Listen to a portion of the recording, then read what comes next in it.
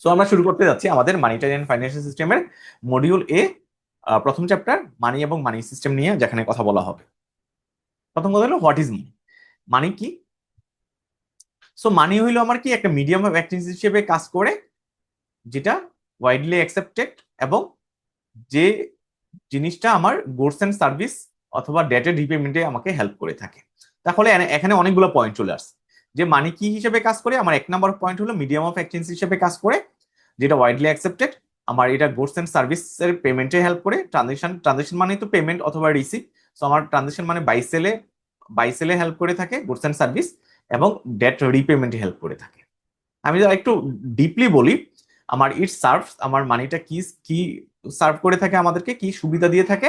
এটা store of value হিসেবে কাজ করে, ইউনিট অফ অ্যাকাউন্ট হিসেবে কাজ করে, স্ট্যান্ডার্ড অফ ডেফার্ড পেমেন্ট হিসেবে কাজ করে। এই যে কাজগুলো আমি করে থাকি। সো এই জিনিসগুলো নিয়ে আমরা ডিটেলে পরবর্তী স্লাইডগুলোতে আলোচনা করবো। জাস্ট আপনি নামগুলো জানেন আর আপনি একটু বোঝার চেষ্টা করেন যে মানির কাজ হলো এই জিনিসগুলো। এই যে আমি বলতেছি মানি আমার মিডিয়াম অফ এক্সচেঞ্জ হিসেবে কাজ করে এবং আমার বাই সেলে হেল্প করে, ডেট রিপেমেন্টে হেল্প করে, তাহলে এটার ফর্মটা কি, আসলে এটা আসলে আকারটা কি? সো মানি হলো বিভিন্ন ফর্মে হইতে পারে। আমার এটা ফিজিক্যাল ফর্ম হইতে পারে, ডিজিটাল ফর্ম হইতে পারে। ফিজিক্যাল ফর্ম কখন হবে? আমি যখন টাকা, আমার কাছে প্রিন্টেড মানি আছে, টাকা আছে, আমার কাছে 10,000 টাকা আছে। সো আমার কাছে যে 10,000 টাকার নোট আছে, এটা হলো আমার ফিজিক্যাল মানি বলতে পারি। আমার ব্যাংকে একটা সেভিংস অ্যাকাউন্ট আছে, আমার ব্যাংকে একটা সেভিংস অ্যাকাউন্ট আছে, ওইখানে আমার 10 লাখ টাকা আছে। ঠিক আছে। সো এই যে 10 লাখ টাকা, এটা হলো আমার ডিজিটাল মানি বলতে পারে। ডিজিটাল ফর্মে আছে, ব্যাংকে অ্যাকাউন্টে আছে।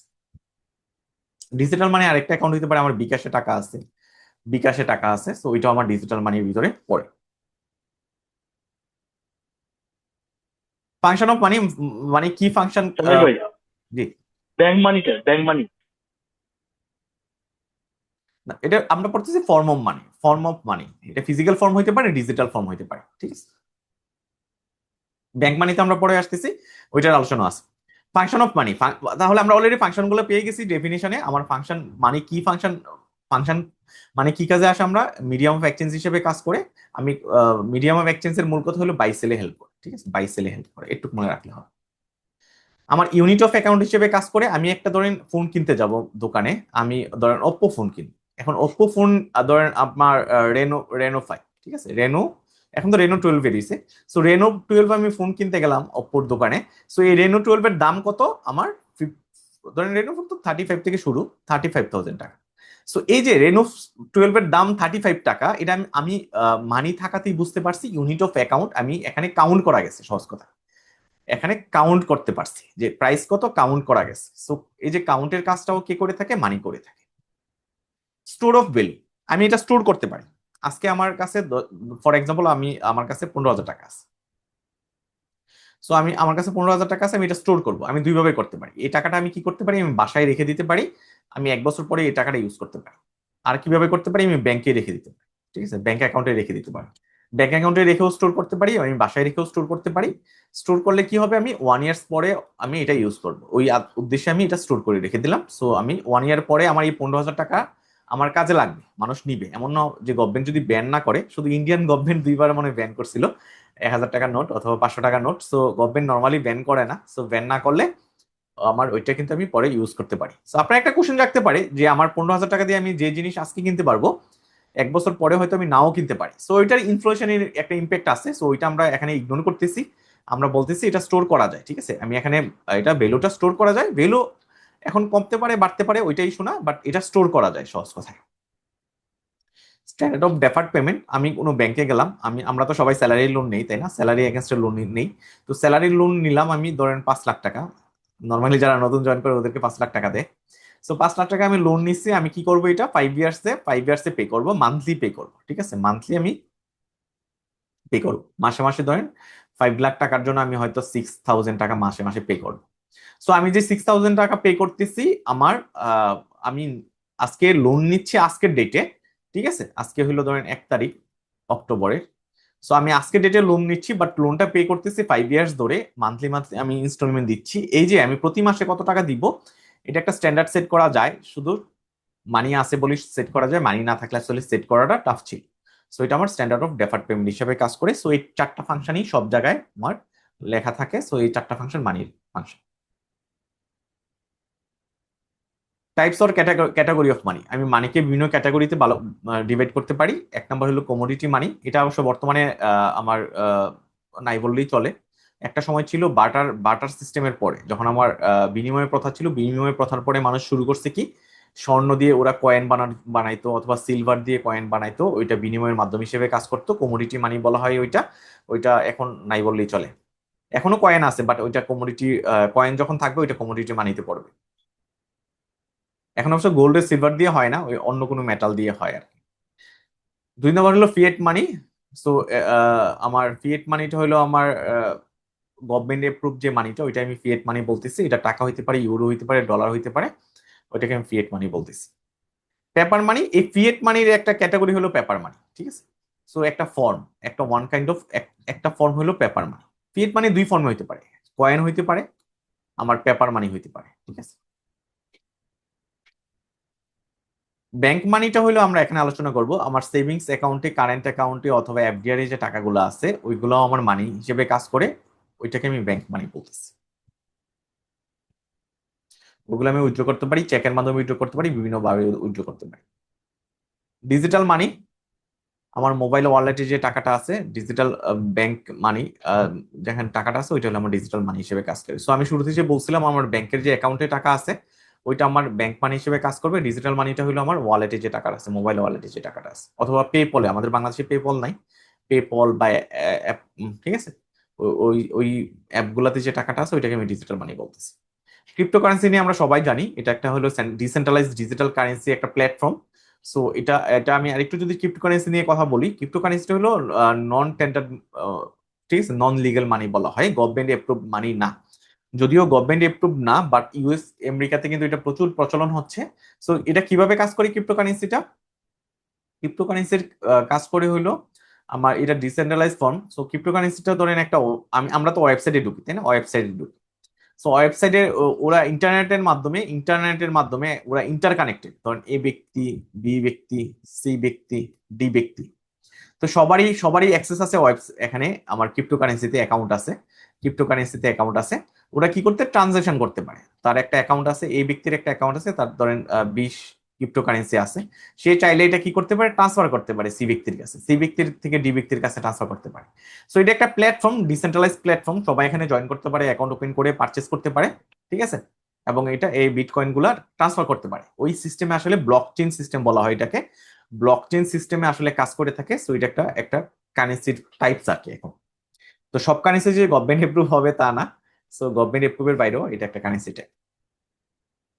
লোকাল কারেন্সি বলতেছে, ধরেন আজকে যদি চিটাগং, হ্যাঁ, চিটাগং এ মানে মেয়র চিন্তা করলো যে আমি টাকাকে আমি আমার কারেন্সি না বলে আমি কি করলাম, চিটাগং এর লোকাল কোনো কারেন্সি যদি ইন্ট্রোডিউস করে ওইটাকে আমি লোকাল কারেন্সি বলতেছি। সো বাংলাদেশে এটার প্রচলন নাই নাই, বাট বাইরে কান্ট্রিতে কোনো প্রদেশ যদি কোনো কারেন্সি সেপারেটলি ইউজ করে ওইটাকে আমি লোকাল কারেন্সি বলবো।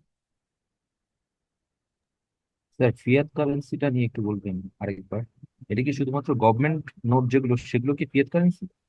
হ্যাঁ, ফিয়েট মানিটা হলো আমার গভর্নমেন্ট এপ্রুভ নোট, কয়েন অথবা ওগুলোকে আমি এক ফিয়েট মানি। থেকে 5 টাকা পর্যন্ত, 1 টাকা, 5 টাকা?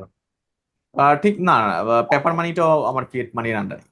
ফিয়েট মানি হলো দুই ধরনের, এটা কয়েন হইতে পারে এবং আমার পেপার মানি হইতে পারে, দুইটাই হইতে পারে। ডিজিটাল কারেন্সিটা বলেন না, ডিজিটাল কারেন্সি।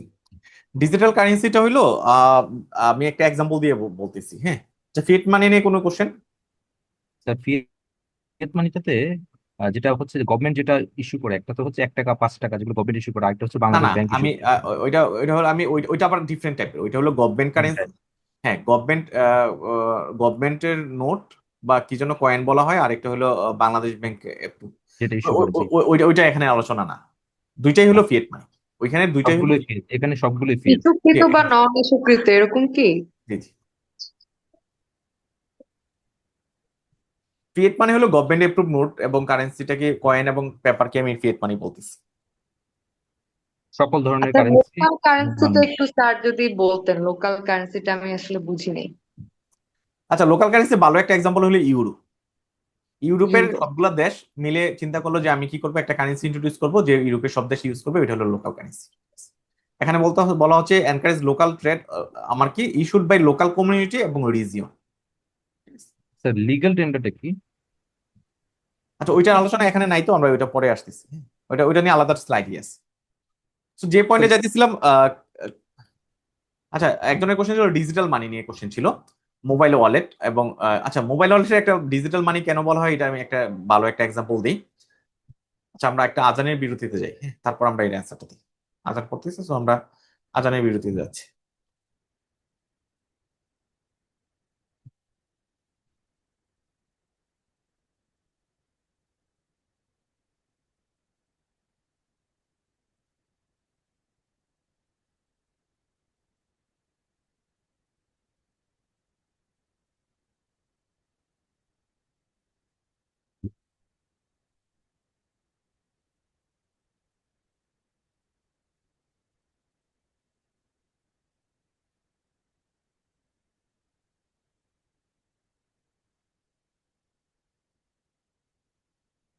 সো আজানের পরে আমরা ক্লাসে ফিরে আসি। আচ্ছা, যে পয়েন্টে ছিলাম না, আমার আমি একটু আমি একটু কথা বলি স্যার। আপনার হচ্ছে আপনি বলছেন যে ফিয়াট মানির হচ্ছে কয়েন বা পেপার মানি। তো জি, সেক্ষেত্রে আমরা ফিয়াট মানি বলছি, আবার পেপার মানি আলাদা করে বর্ণনা করতেছি। আবার ডিজিটাল মানি হচ্ছে কি, আপনার যে ক্রিপ্টো কারেন্সি, এটা on kinds of digital money. তো আমি ফিয়াট মানি বলছি, ডিজিটাল মানি বলছি, আবার পেপার মানিও বলছি, ক্রিপ্টো কারেন্সি বলছি। এটা কি আসলে বড় করার জন্য নাকি, মানে কেন বলছি? না না, আমরা তো টাইপস পড়তেছি, হ্যাঁ। সো ক্যাটাগরি পড়তেছি, টাইপ মানির টাইপস পড়তেছি, ঠিক আছে। তো আমি যদি ব্রডার ভিউ পয়েন্টে বলি, legal tender of money, non legal tender of মানি একটা আছে না, নন লিগ্যাল টেন্ডার অফ মানি। তো লিগ্যাল টেন্ডার অফ মানির ভিতরে আমি যদি ডিভাইড করি, হ্যাঁ, নন লিগ্যাল এবং লিগ্যালের ভিতরে যদি ডিভাইড করি, আমার কমোডিটি মানি তো এখন প্রচলন নাই, এটা ছিল পুরানো। সো এটা পুরানো মানি ছিল, বাট এটা আমার ক্যাটাগরিতে আসবে, যেটা একসময় ছিল।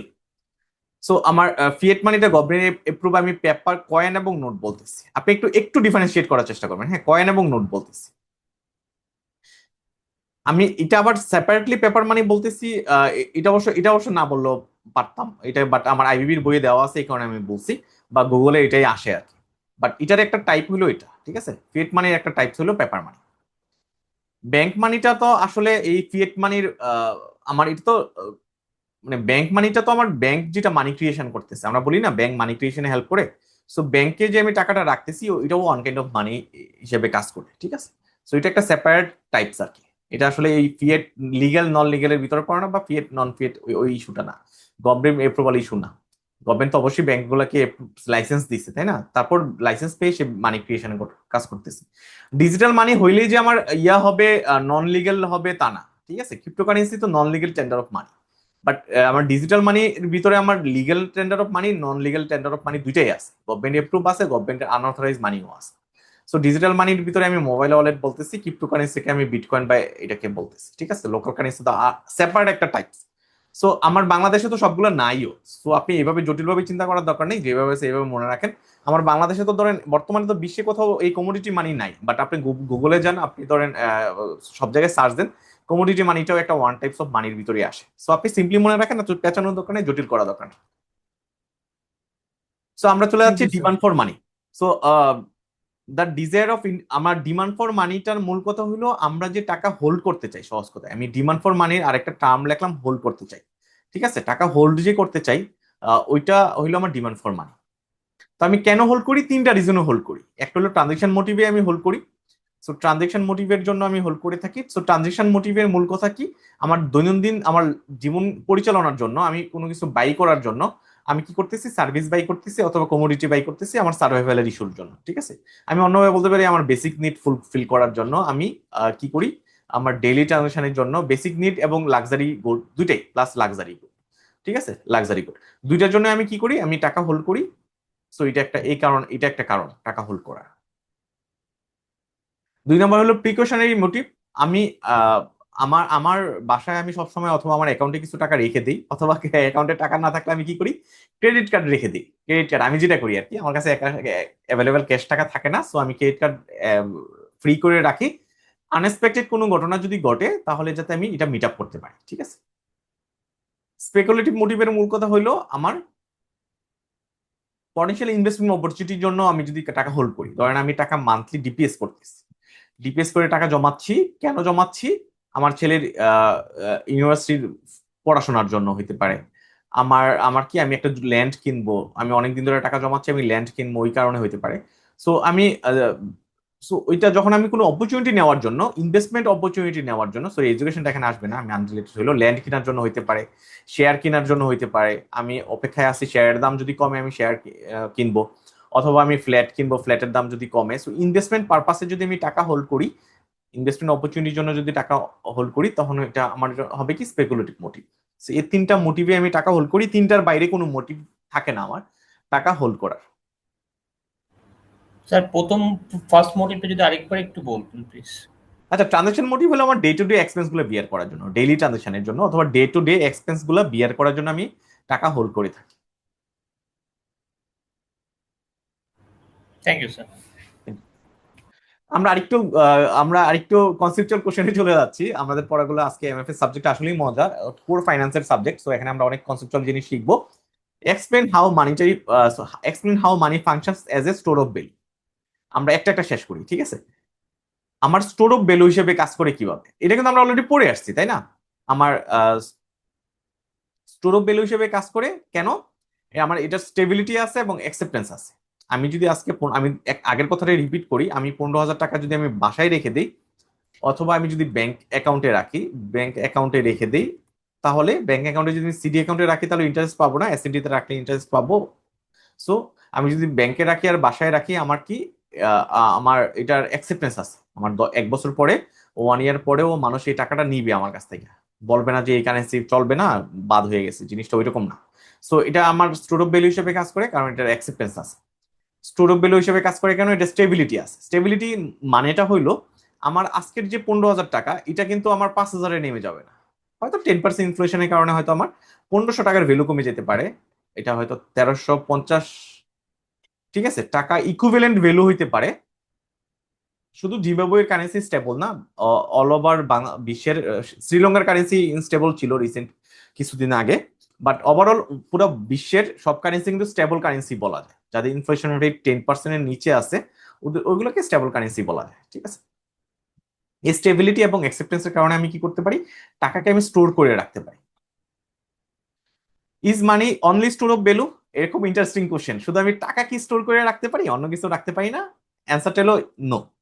মানি is not only store of value. আমরা মানি শুধু স্টোর অফ ভ্যালু হিসেবে কাজ করে না, আমি যদি রিয়েল এস্টেট কিনি ওইটাও আমার স্টোর অফ ভ্যালু হিসেবে কাজ করে। আমি যদি ডিটেলে যাই, আমি আজকে একটা ল্যান্ড, রিয়েল এস্টেট মানে আমি একটা ফ্ল্যাট কিনলাম, ঠিক আছে? ফ্ল্যাট কিনলে আমি কিন্তু আজকে যদি 50 লাখ টাকার ফ্ল্যাট, কিন্তু 1 বছর পরে অথবা 2 বছর পরে অথবা 5 বছর পরে এটা কিন্তু 75 লাখ হচ্ছে, 1 crore টাকা হয়ে যাচ্ছে। অন অ্যান এভারেজ ফ্ল্যাটের দাম কিন্তু 10 ইয়ার্সে ডাবল হচ্ছে, অন অ্যান এভারেজ 10 ইয়ার্সে ডাবল হচ্ছে।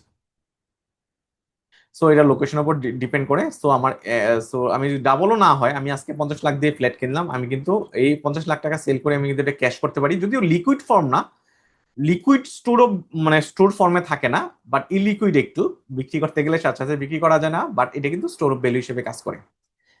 শেয়ার, আমি যদি শেয়ার কিনি, এটা কিন্তু স্টোর অফ ভ্যালু হিসেবে কাজ করে। আজকে আমি ধরেন স্কয়ার ফার্মার শেয়ার কিনলাম, আমি এটা 1 বছর পরে সেল করলাম, এটা কিন্তু স্টোর অফ ভ্যালু হিসেবে কাজ করে। আমি যদি ট্রেজারি বন্ড কিনি, স্টোর অফ ভ্যালু হিসেবে কাজ করে। প্রিশিয়াস মেটাল যদি কিনি, এটা হতে পারে গোল্ড, হতে পারে ডায়মন্ড, হতে পারে, এগুলো স্টোর অফ ভ্যালু হিসেবে কাজ করে। সো তাইলে অ্যান্সারটা হলো শুধু টাকা না, বাকি জিনিসগুলো স্টোর অফ ভ্যালু হিসেবে কাজ করে। What is different between money as a store of value and other asset? ডিফারেন্সটা কি অলরেডি বলে ফেলছি। মানি স্টোর অফ ভ্যালু হইলে কি হয়, এটা আমার মানি স্টোর অফ ভ্যালু হইলে আমার এটা লিকুইড, আমার লিকুইডিটি দেয়, আমি সাথে সাথে এটা আমি অন্য কোনো কাজে ইউজ করতে পারি। রিস্ক কম। আমি যদি আজকে ফ্ল্যাট কিনি, ফ্ল্যাটের ভ্যালু কমতেও পারে, বাড়তেও পারে, ঠিক আছে? ফ্ল্যাটের সো এটাতে রিস্ক। আমি যদি আজকে শেয়ার কিনি, স্কয়ার ফার্মার শেয়ার, শেয়ারের প্রাইস কমতেও পারে, বাড়তেও পারে, বাট আমি যদি ক্যাশ ফর্মে রাখি, সো ওইটা আমার এই ফ্লাকচুয়েশনের রিস্কটা কম। কমপ্লেক্সিটি, এটা কমপ্লেক্স না, সিম্পল। সো বাট অন্যান্য অ্যাসেট গুলো একটু কমপ্লেক্স, মালিকানা বদলের ব্যাপার থাকে। আমি ফ্ল্যাট চাইলেই সেল করতে পারবো না, আমি সেল করতে গেলে মালিকানা বদলের ব্যাপার থাকে। আর long term bond store of value, long term bond কি স্টোর অফ ভ্যালু হিসেবে কাজ করে? ইয়েস, লং টার্ম বন্ডও আমার স্টোর অফ ভ্যালু হিসেবে কাজ করে, এটা আমরা আগেই দেখে আসছি। Effect of inflation on the use of money, আমার ইনফ্লেশনটা আমার মানির ইউজে কিরকম ইফেক্ট পড়ে। তো এখানে আমি ইনফ্লেশনের কথা অলরেডি বলে আসছি, তাই না? যে ইনফ্লেশন আমাকে কি করবে, ভ্যালুটা কমাই দিবে। আমি ইনফ্লেশনের পাশে লিখলাম ভ্যালু কমাই দিবে। একটা সময় ছিল জাপান ইউএসএ তে আমার নেগেটিভ ইনফ্লেশন ছিল, জাপানে এটা বেশি ছিল, নেগেটিভ ইনফ্লেশন ছিল। সো এখন বর্তমান বিশ্বে কোথাও আসলে নেগেটিভ ইনফ্লেশন নাই, টাকার ভ্যালু কমে না, সরি টাকার ভ্যালু সব দেশই কমতেছে। তো এখানে আমার ইস্যুটা হলো ইনফ্লেশন হইলে আমার ভ্যালু কমে যায় বাট ফাংশন ঠিক থাকে। সো আমি ইউনিট অফ অ্যাকাউন্ট যদি বলি, আমি বলছিলাম অপ্পো রেনো 5 এর দাম, অপ্পো রেনো 12 এর দাম, হ্যাঁ রেনো 12 এর দাম। সো আমার ইনফ্লেশনের কারণে কি হতে পারে, আজকে যদি রেনো 12 এর দাম 35,000 টাকা হয়, আমার 1 বছর পরে এটা হয়তো আমার 40,000 হয়ে যেতে পারে। সো ইউনিট অ্যাকাউন্টের কাউন্টিং বাড়তে পারে ইনফ্লেশনের কারণে, কাউন্ট বাড়তে পারে।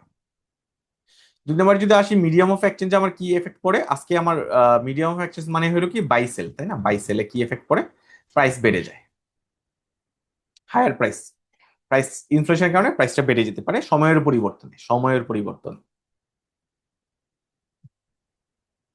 স্ট্যান্ডার্ড অফ ডেফার্ড পেমেন্ট, আমার কি হয়, এটার ব্যাংকের প্রবলেম। আমাকে একটা স্যালারি লোন দিছে, আমি বলছিলাম না স্যালারি লোনের কথা, স্যালারি লোন দিছে 5 লাখ টাকা, 5 লাখ টাকা ব্যাংক।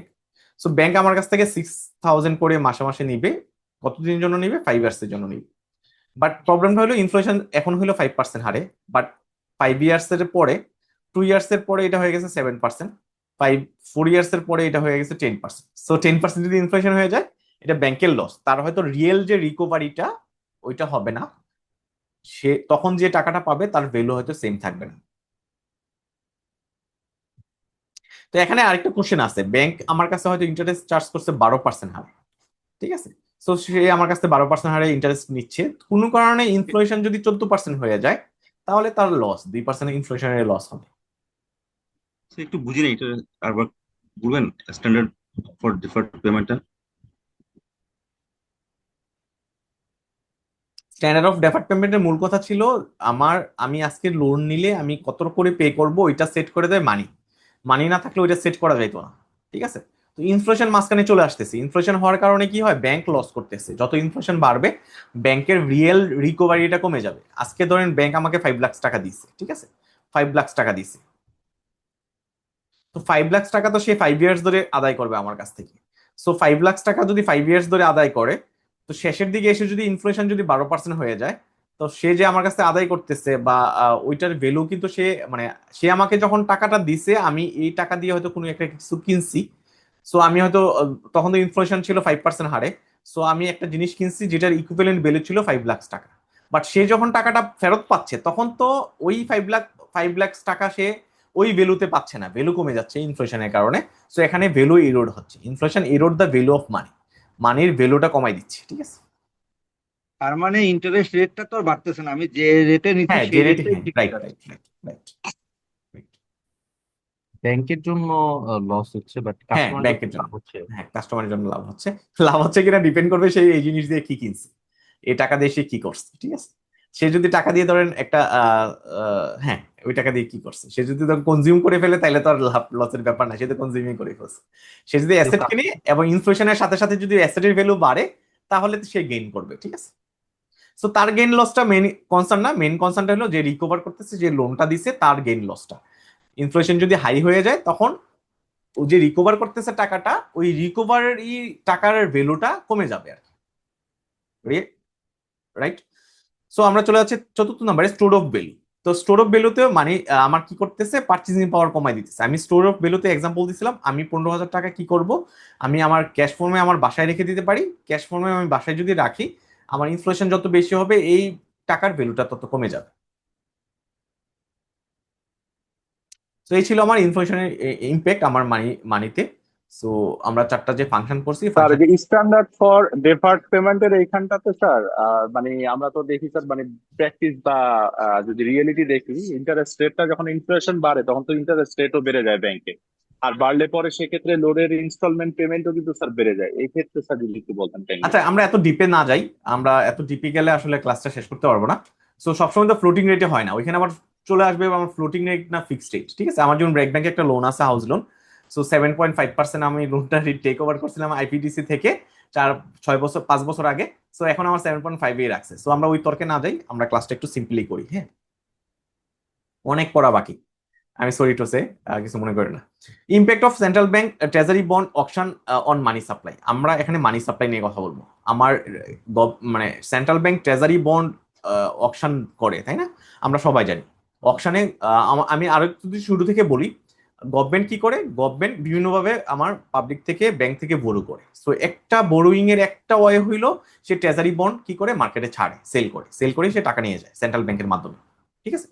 তো যখন অকশন হয়, যখন গভর্নমেন্ট ট্রেজারি বন্ড সেল করে, তখন ঘটনাটা কি ঘটে, মানি সাপ্লাইয়ের কি ইম্প্যাক্ট পড়ে, ঠিক আছে? মানি সাপ্লাইতে কি ইম্প্যাক্ট পড়ে প্রশ্নবোধক চিহ্ন দিলাম। তো যখন অকশন করে তখন কি করে, গভর্নমেন্ট ট্রেজারি বন্ড সেল করে, প্রথম কথা। দ্বিতীয় পয়েন্টে কি আসতেছে, আমি ইন্ডিভিজুয়াল অথবা ব্যাংক কি করে ওই বন্ডের পেমেন্ট করে থাকে, পে করে থাকে, বন্ডের জন্য টাকা পে করে থাকে। তো আমি যেহেতু বন্ড কিনতেছি টাকা দিয়ে, টাকাটা কোথায় চলে যাচ্ছে, গভর্নমেন্টের হাতে চলে যাচ্ছে, রিডিউস মানি ইন সার্কুলেশন, আমার সার্কুলেশনে মানি কমে যাচ্ছে, ঠিক আছে? সো ডিক্রিজিং মানি সাপ্লাই, আমার ইকোনমিতে মানি সাপ্লাই কমে যাচ্ছে। সো গভর্নমেন্ট, এক কথায় গভর্নমেন্ট যখন বন্ড ইস্যু করবে তখন আমার মানি সাপ্লাই কমে যাচ্ছে। আমি একটু শেষ করি। সো মানি সাপ্লাই কমে যাচ্ছে। এখন আপনি বলতে পারেন যে গভর্নমেন্ট আমার বন্ড ইস্যু করে টাকা কমায় দিচ্ছে, মানে টাকা নিয়ে যাচ্ছে। গভর্নমেন্ট তো আবার এটা পদ্মা ব্রিজ বা কোনো কনস্ট্রাকশন ওয়ার্কের মাধ্যমে অথবা গভর্নমেন্ট এমপ্লয়ীদের স্যালারির থ্রুতে ওই টাকাটা আবার পাবলিকের কাছে ফেরত দিচ্ছে। সো এটা হলো পরবর্তী ইফেক্ট, বাট ইমিডিয়েট ইফেক্টটা হলো কি করতেছে, আমার মানি সাপ্লাই কমে যাচ্ছে। যে শর্ট করে কোশ্চেন করবেন, আমরা খুব বেশি পেঁচাবো না, পেঁচাইলে ক্লাস শেষ করতে পারবো না। আমি এক্সট্রিমলি হ্যাঁ আচ্ছা স্যার, এটা কি রিপো রেট বা রিভার্স রিপো রেটের কোনো ফাংশন স্যার? না না না, আমি ট্রেজারি বন্ডের কথা বলতেছি। ট্রেজারি বন্ডের সাথে রিভার্স রিপো রেটের কোনো ইস্যু নাই, ট্রেজারি বিলের সাথে ইস্যু, ঠিক আছে? সো আমরা একটার সাথে একটা মিলাইলে হবে না। সো আমি ট্রেজারি বন্ড নিয়ে কথা বলছি, মানির সাপ্লাই নিয়ে কথা বলতেছি। মেজার অফ মানি সাপ্লাই, আমি মানি সাপ্লাই যে বললাম একটু আগে, মানি সাপ্লাই কিভাবে মেজার করতে পারি। সো আমার প্রথম কথা হলো সাপ্লাই অফ মানি কি। সাপ্লাই অফ মানি হলো stock of money any time, কোনো একটা পয়েন্টে। আজকে হলো আমার 1 অক্টোবর 2025, এই 1 অক্টোবরে আমার বাংলাদেশের পয়লা ইকোনমি, আগস্ট সরি 1 আগস্টে আমার বাংলাদেশের ইকোনমিতে কি পরিমাণ টাকা স্টক আছে ওইটাকে আমি বলতেছি মানি সাপ্লাই, ঠিক আছে? এটা আবার মেজারমেন্ট আছে, এটা অডিট হওয়ার কারণে আমরা এখনো মানি সাপ্লাই ডিটেইলে আলোচনা করিনি। মানি সাপ্লাই আমি মেজার করে থাকি M1 এবং M2, এই দুইটা যোগফল হইলো মানি সাপ্লাই। M1 প্লাস M2 যোগফল হইলো মানি সাপ্লাই, ঠিক আছে? বা মানিটারি এগ্রিগেট বলতে পারি। তো M1 এ কোনটা আসে আমার, আমি যে বলতেছি মানি সাপ্লাই মানে কোনো একটা পয়েন্টে কোনো একটা ইকোনমিতে কি পরিমাণ টাকা আছে ওইটাকে আমি মানি সাপ্লাই বলতেছি, যেটা আমি M1 M2 দিয়ে মেজার করে থাকি। সো M1 আসতেছে হলো আমার কি, মোস্টলি লিকুইড অ্যাসেট। আমার এটা এই M1 এর লিকুইড অ্যাসেট গুলো আসতেছে। লিকুইড অ্যাসেট আমরা জানি সবচেয়ে প্রথমটাই আসবে আমার ফিজিক্যাল কারেন্সি, যেটা আমার কারেন্সি, কয়েন এবং পেপার মানি যেগুলো আছে, এগুলো আমার M1 এর প্রথম কম্পোনেন্ট, 1 নম্বর কম্পোনেন্ট। 2 নম্বর কম্পোনেন্ট হলো ডিমান্ড ডিপোজিট, আমার সিডি চেক অ্যাকাউন্টের টাকাগুলো, সিডি অ্যাকাউন্টের টাকাগুলো, অথবা যদি সেভিংস হয় সেভিংস অ্যাকাউন্টের ভিতরে যে পোর্শনটুকু আমি ইমিডিয়েটলি ক্যাশ করতে পারি, ওইটা হলো আমার আমার M1 এ আসবে। Normally savings account M2 part, savings account আমার M2 পার্ট, এটা মনে রাখে, ঠিক আছে? সো আমার ফিজিক্যাল কারেন্সি আসতেছে 2 নম্বরে, সিডি অ্যাকাউন্টের টাকাগুলো আসতেছে 2 নম্বর। M2 তে কোনটা আসতেছে তাহলে, M2 তে M1 আসতেছে প্লাস, M1 এর সাথে কি যোগ করব আমি, সেভিংস ডিপোজিটের টাকাটা যোগ করব, টাইম ডিপোজিটের টাকা যোগ করব, মানি মার্কেট মিউচুয়াল ফান্ডের টাকা যোগ করব, এবং আমার এই 3টা জিনিস যোগ করব। আপনার কোশ্চেন থাকতে পারে, আপনি সেভিংস ডিপোজিট নিয়ে কোশ্চেন নাই, টাইম ডিপোজিট নিয়ে কোশ্চেন নেই, আপনার কোশ্চেন থাকতে পারে মানি মার্কেট মিউচুয়াল ফান্ডটা আবার কি জিনিস। So money market mutual fund বাংলাদেশে নাই বললেই চলে। বাইরের কান্ট্রিতে মিউচুয়াল ফান্ড গুলো একটা নেচার হলো, মিউচুয়াল ফান্ডের অনেক নেচার আছে। আমার ইকুইটি মিউচুয়াল ফান্ড আছে, ফিক্সড ইনকাম মিউচুয়াল ফান্ড আছে, মানি মার্কেট মিউচুয়াল ফান্ড আছে। সো মানি মার্কেট একটা মিউচুয়াল ফান্ড, একটা ফান্ড, ঠিক আছে? ওই ফান্ড কি করে থাকে, শুধু মানি মার্কেট ইনস্ট্রুমেন্ট গুলোতে ইনভেস্ট করে থাকে, শুধু মানি মার্কেট ইনস্ট্রুমেন্ট গুলোতে ইনভেস্ট করে থাকে। ওইটাকে আমি আমার M2 তে নিয়ে আসতেছি। একটা এক্সাম্পল কি দেয়া যায় এই মানি মার্কেট মিউচুয়াল ফান্ডের ব্যাপারটা? একটা এক্সাম্পল চাচ্ছি। ধরেন একটা 22 কোটি টাকার ফান্ড, কথার কথা 22 কোটি টাকার ফান্ড। এই 22 কোটি টাকা সে হয়তো বিভিন্ন মানুষের কাছ থেকে নিয়ে একটা ফান্ড গঠন করছে। আমার যেমন মার্কেন্টাইল ব্যাংক ইউনিট ফান্ড আছে, আমি তো একটা অ্যাসেট ম্যানেজমেন্ট কোম্পানিতে আছি। So mercantile bank unit fund আছে, আমার ফান্ড সাইজ হলো 22 কোটি টাকা। সো আমি 22 কোটি টাকা আমার হলো ইকুইটি ফান্ড। সো আমি হয়তো ইকুইটিতে ইনভেস্ট করতেছি, কিছু একটা পোর্শন আমি বন্ড কিনতেছি। বাট এই পুরোটা যদি 22 কোটি যদি আমার মানি মার্কেট ফান্ড হইতো, তাহলে এই 22 কোটি টাকা আমি কি করতাম, মানি মার্কেট ইনস্ট্রুমেন্টে ইনভেস্ট করতাম। এখন আপনার কোশ্চেন থাকতে পারে মানি মার্কেট ইনস্ট্রুমেন্ট গুলা কি কি। মানি মার্কেট ইনস্ট্রুমেন্ট হলো শর্ট টার্ম যে আমার 1 ইয়ারের কম, 1 ইয়ারের মেচুরিটি কম যে ইনস্ট্রুমেন্ট গুলার মেচুরিটি, ওইগুলো হলো মানি মার্কেট ইনস্ট্রুমেন্ট। এখন কোশ্চেন থাকতে পারে 1 ইয়ারের কম মেচুরিটি ইনস্ট্রুমেন্ট কোনগুলা, treasury bill, treasury bond, commercial paper, এগুলো হলো মানি মার্কেট ইনস্ট্রুমেন্ট যেগুলোর মেচুরিটি এটা 1 ইয়ার। এফডিআর হতে পারে না? এফডিআর হতে পারে না এফডিআর, এটা? হ্যাঁ এফডিআর যদি 1 ইয়ারের, হ্যাঁ এফডিআর এর মেচুরিটি যদি 1 ইয়ার কম হয় এটাকে মানি মার্কেট ইনস্ট্রুমেন্ট বলা হয়। এফডিআর হইতে পারে। প্রাইস বন্ড কি এটার সাথে যায় স্যার? না না, প্রাইস বন্ড? প্রাইস বন্ড যাবে না, প্রাইস বন্ড একবারই আচ্ছা। যাবে না। আমি এখানে কম্পারিজন অফ M1 এবং M2 which is most liquid আমরা অলরেডি ট্রেজারি বিল তো যায়, কিন্তু ট্রেজারি বন্ড কি মানি মার্কেটের মধ্যে? না না, ট্রেজারি বন্ড মানি মার্কেটের ভিতরে আসে না। আমরা মানি মার্কেট ইনস্ট্রুমেন্ট এবং ক্যাপিটাল মার্কেট ইনস্ট্রুমেন্ট নিয়ে আমাদের সেপারেট চ্যাপ্টারই আছে। হ্যাঁ, শুধু ফাইন্যান্সিয়াল ইনস্ট্রুমেন্ট নিয়ে আমাদের সেপারেট চ্যাপ্টার আছে, ওইখানে আমরা ডিটেইলে আলোচনা করব। ঠিক আছে, জি স্বামী স্যার, জি জি। কারেন্ট অ্যাকাউন্টে জমা টাকা যদি M1 হয়, তাহলে সেভিং ডিপোজিট এই দুটোর মধ্যে পার্থক্য কোথায়? আচ্ছা, ডিফারেন্সটা আমি বলি, আপনার পয়েন্টটা রাইট আছে, আপনার কোশ্চেনটা খুবই লজিক্যাল কোশ্চেন। আমরা বাংলাদেশের নেচারে আমার সিডি অ্যাকাউন্ট যেভাবে পরিচালিত হয়, আমার সেভিংস অ্যাকাউন্ট আমার সেম ভাবে পরিচালিত হয় বাংলাদেশে। আর কি, আমি এসএনডিও সেম। আমি যতবার ইচ্ছা তুলতে পারি, যতবার ইচ্ছা জমা দিতে পারি, বাট বাই ডেফিনেশন, আপনার মনে আছে কিনা 9-10 এর বইয়ে অথবা বাই ডেফিনেশন মানে ফাইন্যান্সের বাসায় কিন্তু সেভিংস অ্যাকাউন্টের কিন্তু কিছু লিমিটেশন আছে। তাইলে তো ডিফারেন্স থাকতো না, তাই না? আমি যদি যতবার ইচ্ছা টাকা জমা দিতে পারতাম, যতবার ইচ্ছা টাকা তুলতে পারতাম, তাহলে সিডি অ্যাকাউন্ট এবং সেভিংস অ্যাকাউন্টের ভিতরে ডিফারেন্স থাকার কথা না, দুইটার নাম আলাদা হওয়ার কথা ছিল না। বাট বাংলাদেশে এটা প্র্যাকটিস ব্যাংক আমাকে করতে দেয়, বাট বাই ডেফিনিশন বা বইয়ের ভাষায় সিডি অ্যাকাউন্ট এবং সেভিংস অ্যাকাউন্ট সেম না। কিভাবে সেম না, আমি যদি একটু ডিটেলে বলি, আমার সিডি অ্যাকাউন্টে আমি যতবার ইচ্ছা টাকা জমা দিতে পারবো, যতবার ইচ্ছা টাকা তুলতে পারবো, যতটা ইচ্ছা চেক ইস্যু করতে পারবো। বাট সেভিংস অ্যাকাউন্টে কিছু রেস্ট্রিকশন আছে, আমি সপ্তাহে 5টার বেশি পারবো না, 10টার বেশি পারবো না। মানে আমার যদি কোশ্চেন করেন বাংলাদেশের রুলস কি, আমি জানি না। বাংলাদেশে এগুলোর কোনো রুলস নাই যে সেভিংস অ্যাকাউন্টে কয়টা ট্রানজাকশন করতে পারবে কিনা, এটা কোনো রুলস নাই, সেট রুলস নাই, এক এক ব্যাংক এক একটা ফলো করে। ঠিক আছে, সো আমার সেট রুলস নাই। বাট আমার বইয়ের ভাষা হলো ফিক্স থাকা দরকার। বাই ডেফিনিশন সেভিংস অ্যাকাউন্টের টাকা যখন ইচ্ছা তুলতে পারবো না, যখন ইচ্ছা জমা দিতে পারবো না। কেন আপনি যখন অ্যাকাউন্ট ওপেন করবেন তখনই তো আপনি ট্রানজাকশন প্রোফাইল দিয়ে দিয়েছেন যে আপনি না, মাসে ওইটা এত ডিফারেন্ট টাকা। জিনিস। ট্রানজাকশন প্রোফাইল ডিফারেন্ট জিনিস, আমরা একটার সাথে কিন্তু আরেকটা মিলাই ফেলতেছি, ক্লাসটা কিন্তু ইফেক্টিভ হবে না। টিপিটা কিন্তু ডিপেন্ড করে আমার ক্লায়েন্টের নেচারের উপরে, তার পেশার উপরে, বিজনেসের নেচারের উপরে। টিপির সাথে কিন্তু এখানে সিডি অ্যাকাউন্ট সেভিংস অ্যাকাউন্টের রিলেশন নাই। ঠিক আছে, এসএনডি অ্যাকাউন্টে আমি নোটিশ দিয়ে টাকা তুলবো, আমি কিন্তু বর্তমানে বাংলাদেশে কি কোনো নোটিশ দিয়ে টাকা তোলে? শর্ট নোটিশ ডিপোজিট অ্যাকাউন্ট মানে কি, আমি আজকে 2 কোটি টাকা আমার লাগবে, আমি নোটিশ দিব, ব্যাংকে সকালবেলা জানাবো, সে দুপুরের ভিতরে আমার টাকা দিবে অথবা 2 দিন পরে টাকা দিবে। বাট এগুলোর প্র্যাকটিস নাই, একবারে নাই, সো এই কারণে আমরা এগুলো নিয়ে তর্কে যাচ্ছি না। বাট বইয়ের ভাষাটা মনে রাখেন যে আসলে থাকা দরকার ছিল।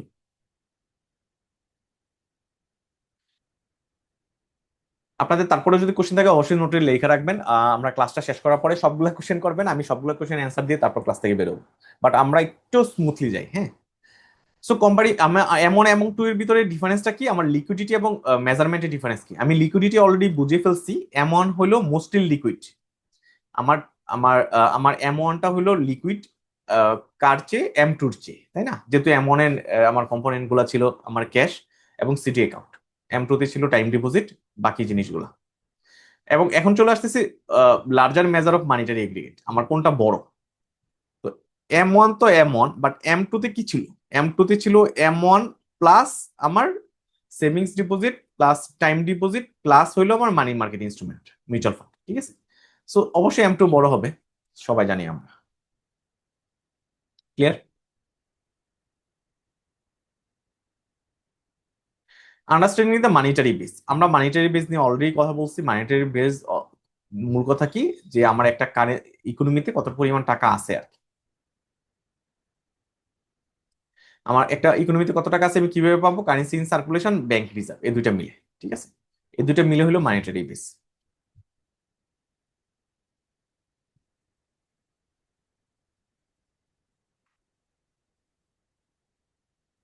মানিটারি বেজ আর মানিটারি এগ্রিগেট কি সেম? না না, এগ্রিগেট সেম না, সরি আমি এটা ভুল বলছি। মানিটারি বেস আর মানিটারি এগ্রিগেট সেম না। আমার মানি সাপ্লাই সেম না। মানি সাপ্লাই মেজার করে থাকে M1 M2 দিয়ে, M1 এবং M2 দিয়ে। ঠিক আছে, আর মানিটারি বেসড হলো আলাদা জিনিস। মানিটারি বেসড হলো আমার বলতেছি আমি কারেন্সি ইন সার্কুলেশন এবং ব্যাংক রিজার্ভ, এই দুটো মিলে হলো মানিটারি বেস। আমি আরেকটু যদি সহজ করে বলি, কারেন্সি ইন সার্কুলেশন হলো ফিজিক্যাল ক্যাশ যত ইকোনমিতে যত টাকা আছে, তার সাথে আমি আমার ব্যাংক রিজার্ভ মানে সিআরআর এবং এসএলআর, তাই না? সরি, ব্যাংক রিজার্ভ মানে হলো আমার ব্যাংক রিজার্ভটা হলো আমার সিআরআরটা হলো আমি এসএলআর তো আমার অন্য বন্ড ফর্মে থাকতে পারে, অন্য ফর্মে থাকতে পারে। সিআরআরটা হলো আমার ব্যাংক রিজার্ভ ক্যাশ, ঠিক আছে। তো সিআরআর আমি ক্যাশ ফর্মে বাংলাদেশের বন্ডে কত টাকা রাখতেছি আর ফিজিক্যাল কারেন্সি কত টাকা আছে ইকোনমিতে, এই দুইটা হলো আমার মানিটারি বেস। এক কথায় আমার একটা ইকোনমিতে কত টাকা প্রিন্টেড মানি আছে, আমি যদি আর সহজ করে বলি প্রিন্টেড মানি আমার কত টাকা আছে একটা ইকোনমিতে। তো প্রিন্টেড মানি গুলো হয় ফিজিক্যাল ফর্মে আছে, আমার সার্কুলেশন আছে, ইন সার্কুলেশন আছে, আপনার পকেটে আমার পকেটে আছে, অথবা ব্যাংকের বোল্টে আছে। সো এটা হলো আমার প্রিন্টেড মানি, আমার কারেন্সি ইন সার্কুলেশন। আর আরেকটা কি ব্যাংক রিজার্ভ, আমার বাংলাদেশের ব্যাংকের বোল্টে কত টাকা আছে। সো এই পুরোটাকে আমি মানিটারি বেস বলতেছি। ক্লিয়ার? এখানে আমরা আরো ক্লিয়ার হব। এই control of monetary base by central bank, আমরা বলি না central bank monetary policy introduce করে, কেন ইন্ট্রোডিউস করে? মানি সাপ্লাই কন্ট্রোল করার জন্য, ঠিক আছে, মানিটারি বেস কন্ট্রোল করার জন্য। কিভাবে কন্ট্রোল করে? প্রিন্টিং মানির মাধ্যমে।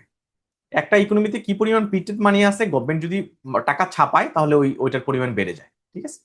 সো সে এই টাকা ছাপানোর মাধ্যমে সে মানিটারি বেসটাকে ইনক্রিজ করতে পারে। ওপেন মার্কেট অপারেশনের মাধ্যমে পারে। ওপেন মার্কেট অপারেশন হলে হয় কি, আমার ওপেন মার্কেট যখন অপারেশন হবে, ওপেন মার্কেট অপারেশন হলে কি হয়, আমার ওপেন মার্কেট অপারেশনের মূল কথা হলো যদি government treasury bill bond sale করে, গভর্নমেন্ট যদি ট্রেজারি বিল অথবা বন্ড সেল করে, ঠিক আছে, মার্কেটে সেল করে অথবা বাই করে, এটা সেল হইতে পারে, বাই হইতে পারে। তো আমি একটা একটা বলি, আমার গভর্নমেন্ট যদি মার্কেটে আমার বন্ড সেল করে, আমি সহজ কথা বলি, গভর্নমেন্ট যদি বন্ড সেল করে, বন্ড সেল করলে টাকা কার কাছে যায় বলেন তো? টাকা কিন্তু গভর্নমেন্টের কাছে চলে যায়, টাকা গভর্নমেন্টের কাছে চলে যায়, রাইট? গভর্নমেন্টের কাছে তাহলে যখন, কি তাহলে কি ভাই মুদ্রাস্ফীতি হ্রাস পায়? হ্যাঁ, মুদ্রাস্ফীতি হ্রাস পায়, ইকোনমিতে টাকার পরিমাণ কমে যায়। উল্টাটা হয় যদি সে বাই করে, সে গভর্নমেন্ট যদি বন্ড বাই করে নেয় আমার কাছ থেকে, আপনার কাছ থেকে, কিভাবে বাই করবে? টাকার বিনিময়ে বাই করবে, তাই না? টাকা চলে আসবে মানুষের কাছ থেকে, পিপলের কাছে টাকা চলে আসবে, পিপলের কাছে টাকা চলে আসবে, সো আমার ইনফ্লেশন বাড়বে। এই যে মানিটারি বেস বলছি, কোন একটা ইকোনমিতে কত টাকা আছে ওইটা বাড়ানো কমানোর, এটা একটা ওয়ে যে আমি কি করব, ওপেন মার্কেট অপারেশন একটা ওয়ে। তো আমি প্রিন্টেড মানি শিখলাম, ওপেন মার্কেট অপারেশন শিখলাম, কারো কোনো কনফিউশন? আমি পরবর্তী চলেছে রিজার্ভ রিকোয়ারমেন্ট। আমার যদি সিআরআর এসএলআর বাড়ায় কমায়ও আমি একটা ইকোনমিতে টাকা কি করতে পারি, বাড়াইতে কমাইতে পারি।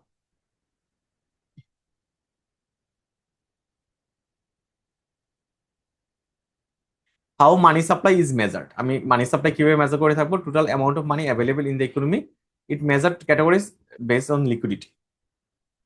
এটা আমরা এমন M2 এর মাধ্যমে আমরা মানি সাপ্লাইটা মেজার করে থাকি, এটা অলরেডি বলে আসছে, ঠিক আছে।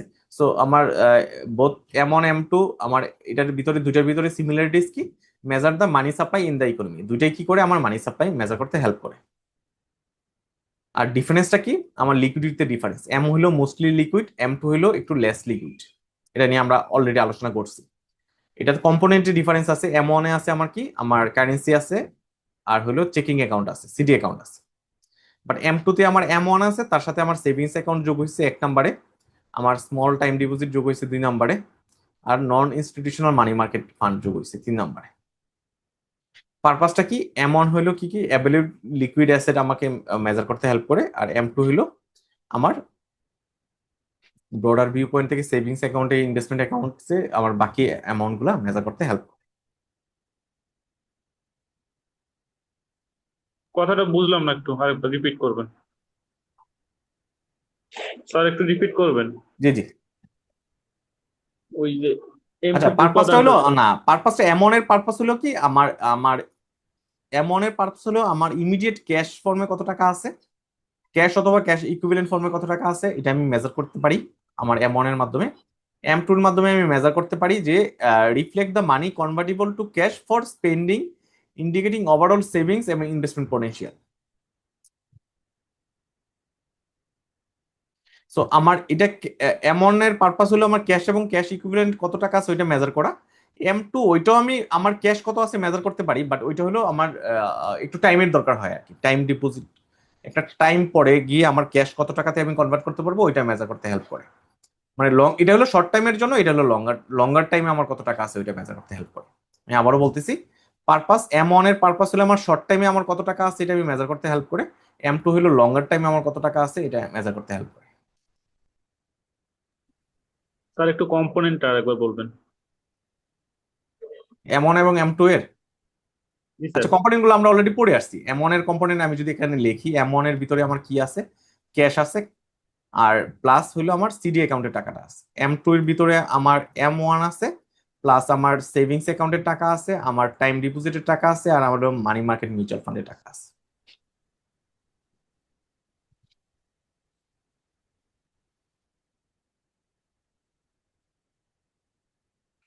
Clear? Okay sir. Determinant of money supply, central bank control. এই যে মানি সাপ্লাই আমি নিয়ে অনেক কথা বলছি, এই মানি সাপ্লাইটা সেন্ট্রাল ব্যাংক কিভাবে ডিটারমাইন করে, কিভাবে কন্ট্রোল করে, আমি এখানে আমার রিজার্ভ রিকোয়ারমেন্টের মাধ্যমে করতে পারে, আমার ওপেন মার্কেট অপারেশনের মাধ্যমে করতে পারে। এটা অলরেডি পড়ে আসছে একটু আগে, এটা ডিফারেন্ট ভাবে কোশ্চেনটা করছে, আমি আর ডিটেলে গেলাম না। Can central bank directly control money supply? এখন আমরা নর্মালি জানি মানি সাপ্লাইটা সেন্ট্রাল ব্যাংকিং কন্ট্রোল করে থাকে, কিন্তু 100% কন্ট্রোল কি আছে? 100% কন্ট্রোল কি আছে? ইয়েস এবং নো দুইটাই সত্য। ইয়েস কেন? গভর্নমেন্ট ইনফ্লুয়েন্স করতে পারে, মানি সাপ্লাইটা ইনফ্লুয়েন্স করতে পারে, আমরা অলরেডি শিখছি তাই না, রিজার্ভ রিকোয়ারমেন্টের মাধ্যমে, ওপেন মার্কেট অপারেশনের মাধ্যমে। আমি যদি আবার ব্যাকে চলে যাই, গভর্নমেন্ট কি পারে পারে আমার সিআর এসএলআর রেট বাড়ায় কমায়া, আমার এসএলআর রেট বাড়ায় কমায় সে ইকোনমিতে মানি সাপ্লাই কন্ট্রোল করতে পারে। আমার আজকে সিআর রেট হলো আমার 4%, রাইট? বাংলাদেশে 4%। আমি যদি 4% থেকে যদি 5% করে দেয় সিআরআর, তার মানে আমার এই আগে 100 টাকা ডিপোজিট আসলে 4 টাকা ক্যাশ ফর্মে রাখা লাগতো, এখন আমার 5 টাকা রাখা লাগবে। যদি 5 টাকা গভর্নমেন্ট মানে ব্যাংকগুলো ক্যাশ ফর্মে রাখে, ইকোনমিতে টাকার পরিমাণ সাপ্লাই কমে যাবে, ঠিক আছে? সো এটা রিজার্ভ রিকোয়ারমেন্টের মাধ্যমে ইকোনমিতে কত টাকা থাকবে এটা গভর্নমেন্ট কন্ট্রোল করে থাকে। ওপেন মার্কেটটা একটু আগে বলে আসছে, আর ডিটেলে গেলাম না। সো এইটুকু পারে, কিন্তু পারে না কোনটা? কোশ্চেনটা হলো পারে না কোনটা। এখন আমি যদি টাকা কি করি, আমি যদি টাকায় ব্যাংকে না রেখে বাসায় রেখে দিই, আমার হেবিট নেচার, হ্যাঁ, আমার পার্চেজিং হেবিট বেশি, আমি সব টাকা খরচ করে ফেলি, হ্যাঁ, আমি যদি বাসায় টাকা রেখে দিই, ব্যাংকে টাকা নাই যায়, ব্যাংকে টাকা না গেলে কি সিআরআর এসএলআর কোনো কাজে আসবে? কাজে আসবে না। সিআরআর কোনটা? আমি 100 টাকা ডিপোজিট আসলে ব্যাংকে, সে 5 টাকা অথবা 4 টাকা সে ব্যাংকে রাখবে, তাই না? 4 টাকা রাখবে। আমি যদি ডিপোজিটই না করি ব্যাংকে, আমি যদি আমার আমার বিহেভিয়ার উপর ডিপেন্ড করবে আমি আমি আসলে এটা গভর্নমেন্টের কন্ট্রোল আছে কিনা, but can not directly control due to the factor like bank, public behaviour in borrowing, lending এবং স্পেন্ডিং। এগুলোর উপর ডিপেন্ড করবে আসলে আমি আসলে মানি সাপ্লাই কন্ট্রোল করতে পারতেছি কিনা।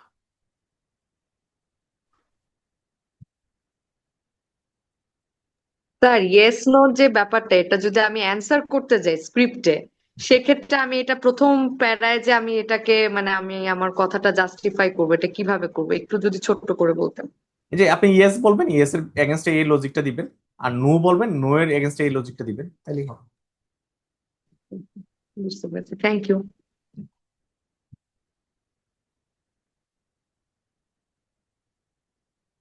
আমরা মানিটারি এগ্রিগেট নিয়ে, মানিটারি এগ্রিগেট অথবা আমার M1 M2 এটা আমরা অলরেডি জানি। মানে এই কথাগুলো বারে বারে আসতেছে, কারণ হলো আমার বইয়ের যে আইবিবি টেক্সট বইয়ের যে আলোচনাটা ওইটা বারে বারে ছিল, ডিফারেন্ট ভাবে ছিল, এই কারণে আসতেছে, ঠিক আছে? তো আমি এখানে আর গেলাম না, নেরো মানি, M1, ব্রড মানি এর নিয়ে আলোচনা করছি। এবার চলে আসতেছে আপনার পুরানো পড়ায়, what is non legal tender of money. Non legal tender of মানির মূল কথা হলো not officially recognised, not officially recognised, একটু মনে রাখলে হবে, ঠিক আছে? Example, aggregate money, monetary aggregate, এটা একটু মানিটারি এগ্রিগেট মানে হলো M1 প্লাস M2, এটাকে আমি দুইটাকে মিলে হলো মানিটারি এগ্রিগেট বলতেছি। আমি আরেকবার রিপিট করি, মানিটারি বেস হলো আমার এক জিনিস, মানিটারি এগ্রিগেট হলো এক জিনিস, ঠিক আছে? সামনে যাব? জি। জি। So non legal tender of মানির মূল কথা হলো নট অফিসিয়ালি রিকগনাইজ অথবা not government approved, government approved না আর কি। ক্রিপ্টোকারেন্সি হইতে পারে, লোকাল কারেন্সি হইতে পারে, অল্টারনেটিভ পেমেন্ট সিস্টেম হইতে পারে।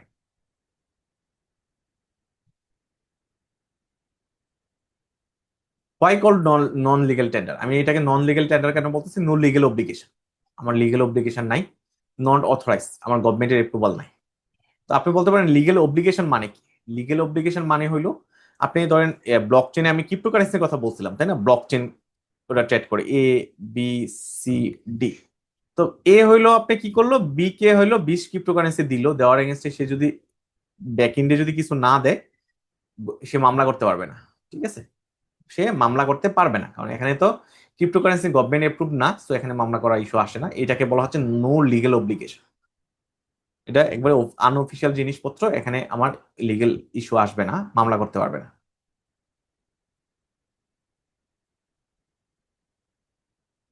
What is monetary standard? আমরা এবার একটা ডিফারেন্ট পড়ায় চলে আসছি, খুব মজার একটা পড়া। আমি যে আজকে বলতেছি গভর্নমেন্ট কি করতে পারে, মানি প্রিন্ট করতে পারে, মানি প্রিন্ট করতে পারে। তো একটা সময় ছিল কি, কোন দেশের গভর্নমেন্ট চাইলেই মানি প্রিন্ট করতে পারতো না, তার এগেনস্টে সেই স্বর্ণ রাখা লাগতো। গোল্ড স্ট্যান্ডার্ড বলা হয় যেটা, এটা পুরো ওয়ার্ল্ডে নিয়ম ছিল। তুমি যদি আজকে 100 টাকা প্রিন্ট করতে যাও, তোমার 100 টাকার সমপরিমাণ স্বর্ণ তোমার বোল্টে থাকা লাগবে, বাংলাদেশ ব্যাংকের বোল্টে থাকা লাগবে। ঠিক আছে, বাট ওই গোল্ড স্ট্যান্ডার্ড থেকে সরে আসছে, কারণ গোল্ডের সাপ্লাই এত নাই, ইকোনমি এক্সপানশন হয়েছে, অনেক কারেন্সির দরকার হয়েছে, অনেক টাকা ছাপানোর দরকার হয়েছে, ওই কারণে গোল্ড স্ট্যান্ডার্ড থেকে সরে আসছে প্রত্যেকটা দেশ। এখন গোল্ড স্ট্যান্ডার্ড নাই। এখন আপনার মনে কোশ্চেন জাগতে পারে, বাংলাদেশ গভর্নমেন্ট যে টাকা ছাপাচ্ছে কিসের এগেনস্টে ছাপাচ্ছে? এখানে ব্যাক ইন্ডে গভর্নমেন্ট সিকিউরিটি দিচ্ছে, ঠিক আছে, এই টাকা ছাপানোর এগেনস্টে গভর্নমেন্ট সিকিউরিটি দিচ্ছে, যে হ্যাঁ এই টাকাগুলো যে আমি ছাপাচ্ছি ব্যাক ইন্ডে আমি সিকিউরিটি দিচ্ছি, এই টাকা লিগেল, আমি সিকিউরিটি দিচ্ছি। ঠিক আছে, এগুলোকে গভর্নমেন্ট গভর্নমেন্ট ব্যাকড দিচ্ছে, মানি বলা হয়, গভর্নমেন্ট ব্যাকড মানি বলা হয়। কারো কোনো কোশ্চেন? গভর্নমেন্ট সিকিউরিটি কিভাবে দিচ্ছে? একটা সময় ছিল গোল্ড স্ট্যান্ডার্ড, যখন ছিল গোল্ড রেখে বাংলাদেশ ব্যাংক টাকা ছাপাইতে পারতো, এখন বাংলাদেশ ব্যাংক বলতেছে তুমি টাকা ছাপাও, সমস্যা নেই, ব্যাকএন্ডে আমি আছি, আমি পারমিশন দিচ্ছি, সহজ কথা। সিকিউরিটি তাহলে বাংলাদেশ ব্যাংক নিছি। না, বাংলাদেশ ব্যাংকের অথরিটি নেই টাকা ছাপানোর, গভর্নমেন্ট যখন এপ্রুভাল দেয় তখনই ছাপাইতে পারে, ডিসিশনটা গভর্নমেন্ট থেকে আসে। মানে গভর্নমেন্ট ডিসিশন দিচ্ছে যে হ্যাঁ তুমি যে টাকা ছাপাও সে টাকা লিগাল, এই টাকা বাজারে চলবে, হ্যাঁ, কোনো বাজারে সমস্যা নেই। চলবে, ওইটাই আর কি, কথাই ওইটাই। আরেকটা যদি আমি একটু ডিপে বলি, গভর্নমেন্ট কি করে, ধরুন 20 বছরের বন্ড, 20 বছরের বন্ড আছে না, এই বন্ডগুলো যখন এক্সপায়ার্ড হয়ে যায়, এক্সপায়ার্ড হয়ে যাওয়ার পরে ধরেন 20 বছর পরে এক্সপায়ার্ড হয়ে যাওয়ার পরে গভর্নমেন্টের কাছে তো সে কি হয় জিনিসটা, আপনি ধরেন, আমি আরেকটু ডিটেলে বলি, আলোচনা করি, হ্যাঁ, আজকে ক্লাস লেন্দি হইতে পারে, আমি সরি। সো ধরেন 20 বছরের বন্ড আপনি কিনলেন, এবি ব্যাংক কিনলো, আমি ব্যাংক দিয়ে বুঝাইলাম, ব্যক্তিও কিনতে পারে ব্যাংকও কিনতে পারে। এবি ব্যাংক 20 বছরের বন্ড কিনলো, 2005 সালে কিনছিল, 2025-এ এসে এই বন্ডটা মেচুর হয়ে গেছে। তো মেচুর হয়ে যাওয়া মানে কি, আমি বাংলাদেশ ব্যাংকে যাবো, বলবো ভাই তো আমার আমার বন্ড তুমি নিয়ে নাও, আমাকে টাকা দাও, 2 কোটি টাকা দাও, কথার কথা, 2 কোটি টাকা আমাকে ফেরত দাও।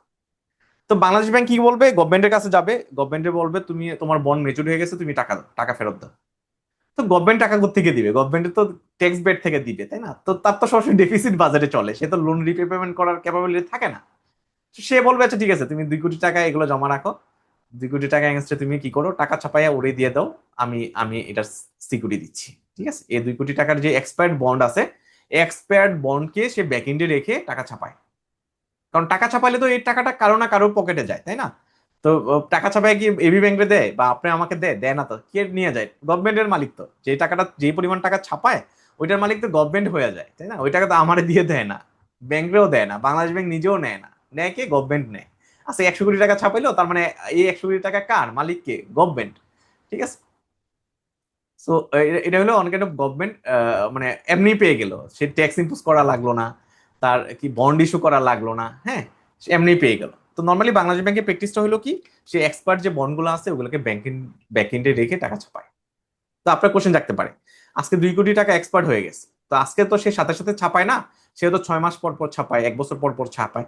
তো এই যে এক্সপার্ট 2 কোটি টাকার বন্ড এক্সপার্ট হয়ে গেছে, তো ইনস্ট্যান্টলি যে ডেটে এক্সপায়ার্ড হবে ওই ডেটে যদি গভর্নমেন্ট তাকে টাকা না দেয়, বাংলাদেশ ব্যাংকে যদি টাকা না দেয়, ওইটা হয়তো বাংলাদেশ ব্যাংকের খাতায় লোন আকারে থাকে, যে আমি এই টাকা গভর্নমেন্টকে লোন দিছি, সো ওই গভর্নমেন্ট আমার কাছে লোন নিছে, ওই লোন দিয়ে আমি কি করছি, এবি ব্যাংকের 2 কোটি টাকা দিয়ে দিছি।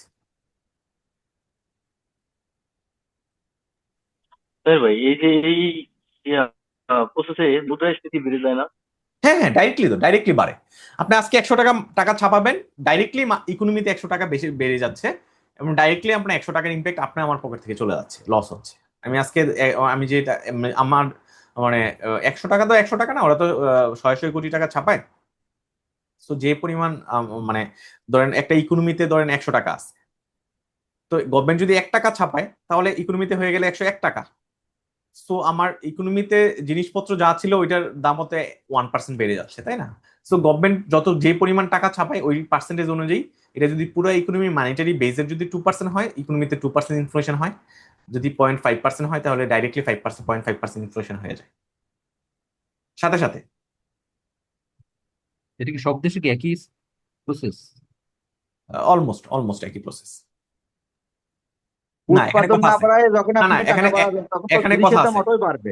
সব দেশে একই প্রসেস কিনা এখানে কথা আছে। ইউএসএ অথবা ইউরোপ কান্ট্রি গুলো তো ইচ্ছা মতো টাকা ছাপায় না, ওদের বাজেট ডেফিসিট অত নাই। সো ধরেন জিম্বাবুয়ে, শ্রীলঙ্কা, বাংলাদেশ, মায়ানমার এগুলো তো ডেভেলপিং কান্ট্রি, ওদের বাজেট ডেফিসিট প্রচুর থাকে। সো ডেফিসিট কাভার দেওয়ার জন্য সে টাকা মানি প্রিন্টিং এ যায় আর কি। তো এটা একটা সাইক্লিক্যাল প্রজেক্ট আর কি, একটা সাইকেলে পড়ে যায়, টাকা না ছাপালে সে চলতে পারে না। সো তার ডেফিসিট কাভার দিতে পারে না, তার এমপ্লয়ীদের বেতন দিতে পারে না, এই কারণে টাকা ছাপায় আর কি। আর যত টাকা ছাপায় ইনফ্লেশন বাড়ে, ইনফ্লেশন বাড়লে তাকে আরো টাকা ছাপানো দরকার হয়।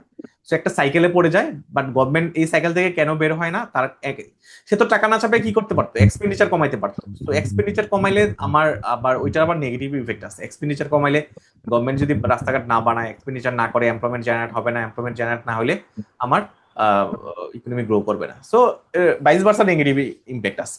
তো বটম লাইনটা আমি যদি বলি, এক কথায় যদি বলি, honesty.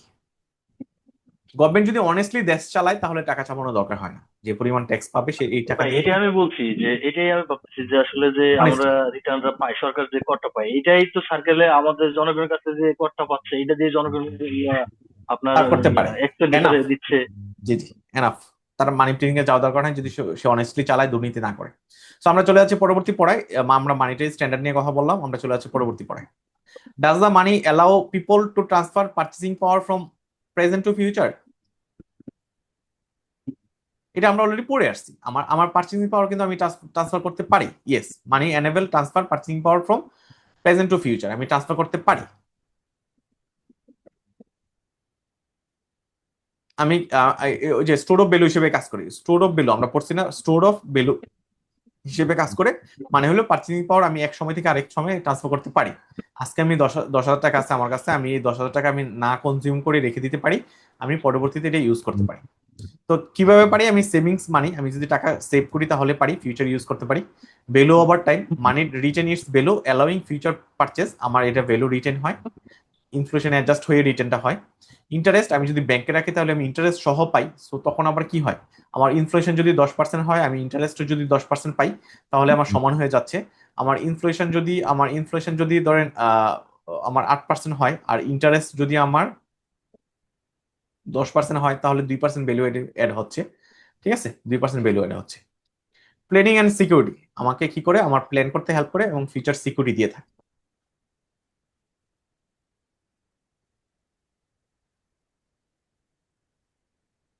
What is money supply? আমরা মানি সাপ্লাই অলরেডি পড়ে আসছি। Does money supply include interbank deposit? না, interbank deposit money supply part না।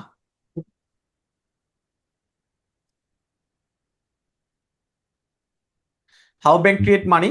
আমার ব্যাংক কিভাবে মানি ক্রিয়েট করতে পারে, আমি সহজ করে এটা বলে দিচ্ছি। হ্যাঁ, আমি একবারে আমার ব্যাংক 100 টাকা ডিপোজিট নিলে, 100 টাকা ডিপোজিট যদি নেয়, সে কি করবে, সিআরআর এসএলআর আমার 17%, রাইট? 17%, তার মানে আমি 83 টাকা কি করব, লোন আকারে দিব, লোন দিব।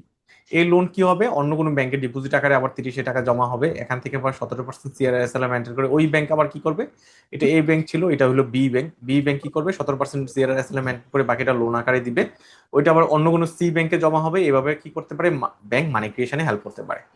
আর কোনো সমস্যা মানি ক্রিয়েশনে?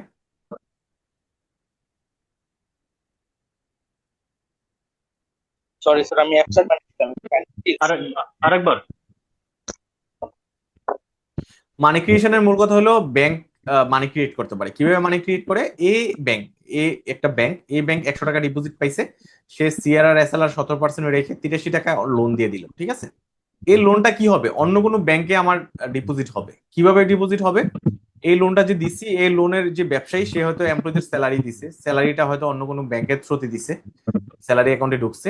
ঠিক আছে, অথবা আমি যাকে স্যালারি দিছি সে ওই কোনো না কোনো ভাবে ওইটা সেভ করে অন্য কোনো ব্যাংকে চলে যাচ্ছে।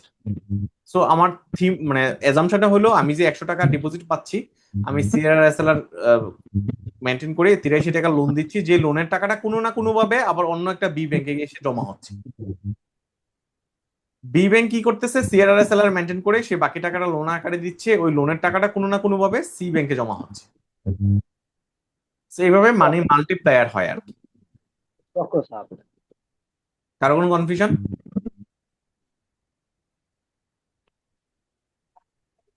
পরীক্ষাতে ভাই যদি সবাইকে আসে একটু তাহলে মিউট করে দেন, জি একটু মিউট করে দেন, ওই যে একটা ডিস্টার্ব করছে রিয়েলমি।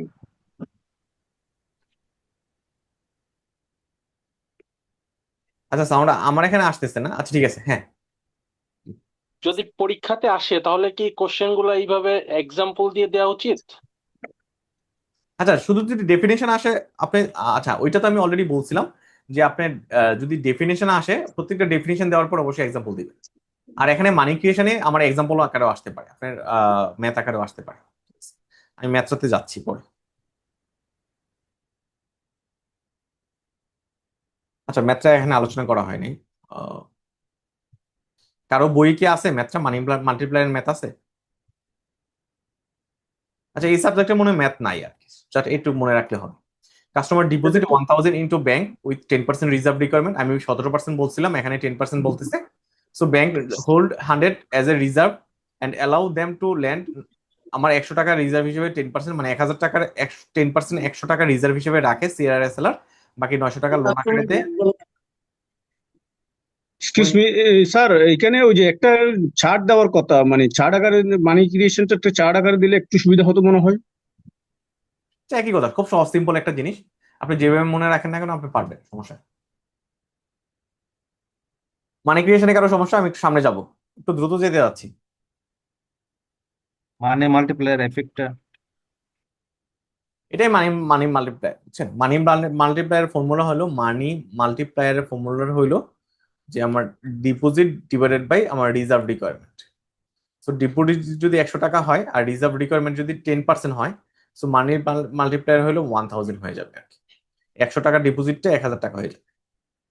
ওইটা আপনার ম্যাথ নাই, এমএফএস এ ম্যাথ নাই, সো ওইটা না পড়লেও হবে।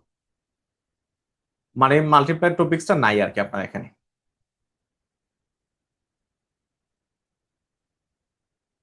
চলে হচ্ছে role of commercial bank in money supply. Commercial bank money supply কিভাবে হেল্প করে?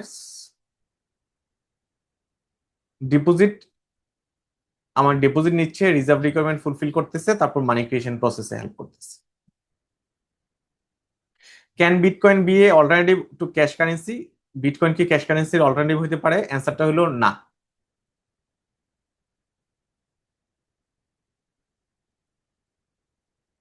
আচ্ছা, এখানে আমি নোটা বলি নাই, নো হইতে পারে না। কেন হইতে পারে না? এটা ডিজিটাল নেচার, ঠিক আছে? ক্যাশ কারেন্সি ডিজিটাল নেচার না, এটার ভোলাটিলিটি বেশি, ক্যাশ কারেন্সি ভোলাটিলিটি বেশি না। লিমিটেড অ্যাসেস, এটা আমার এটা কোনো ফিজিক্যাল স্টোরে গিয়ে আমি ক্রিপ্টোকারেন্সি দিয়ে বিটকয়েন দিয়ে আমি কোনো কিছু কেনাকাটা করতে পারি না, বাট আমি ক্যাশ দিয়ে পারি। অ্যানোনিমিটি এবং সিকিউরিটি, আমার এখানে লিগ্যাল প্রোটেকশন নাই, সিকিউরিটি নাই, বাট ক্যাশের সিকিউরিটি আছে। নো ফিজিক্যাল ফর্ম, আমার এটা যেহেতু টেনজিবল ফর্ম নাই, সো এটা আমার ক্যাশ কারেন্সির রিপ্লেসমেন্ট হতে পারে না। স্যার একটা কোশ্চেন ছিল। জি স্যার এই যে আপনি যে স্ক্রিনশটে দেখলে দেখাচ্ছেন স্যার, এই কোশ্চেন গুলো আনসার কি আমরা এইভাবে লিখলে হবে নাকি আরো ব্রডলি লিখতে হবে স্যার? হ্যাঁ, সুন্দর একটা কোশ্চেন করছেন। আমরা বেসিক্যালি শর্ট ফর্মে শিখতেছি, আপনি যখন অ্যান্সার করবেন ডিপেন্ড করে কত নাম্বারের কোশ্চেন আসছে। আপনার যদি বিটকয়েন এই কোশ্চেনটা যদি আসে, এটা যদি 5 নাম্বারের আসে, আপনাকে অবশ্যই 1 পেজ লেখা লাগবে, 1 পেজে লেখা লাগবে। সো আমি তো এখানে সেন্টেন্স লিখি নাই, আমি জাস্ট কিছু টার্ম লিখছি, বুলেট পয়েন্ট দিয়ে লিখছি। আপনাকে অবশ্যই ফুল সেন্টেন্স লেখা লাগবে। আপনি লিখবেন যে ডিজিটাল নেচার, সো এটা ইলাবোরেট করবেন যে আমার ক্রিপ্টোকারেন্সি হলো আমার বিটকয়েন, আমার সরি আমি একটু মুছে নেই, অনেক লেখা হয়ে গেছে। বিটকয়েন আমার ডিজিটাল নেচার, বাট আমার ক্যাশ কারেন্সি ডিজিটাল নেচার না, সো এটার অল্টারনেটিভ হইতে পারে না। সো আপনি তাহলে 2 লাইন হয়ে গেল। সো ডিজিটাল নেচারের আন্ডারে কিন্তু 2 লাইনে আমি লিখে ফেললাম। ভাইয়া এটা ভোলাটিলিটি, তো মডিউল 27 নম্বর প্রশ্নের ভিতরে আছে, মডিউল এ পেজ প্রশ্ন নম্বর 27। না ওনার হ্যাঁ কোশ্চেন ওইটা না। আমি একটা একটা শেষ করি, আপনার কোশ্চেনটা পরে করে। ওনার কোশ্চেনটা ছিল এখানে যতটুকু আছে একটু লেখলে হবে কিনা। না, একটু লেখলে হবে না, একটু বড় করে লেখা লাগবে, একটু ডিটেলে লেখা লাগবে, ঠিক আছে?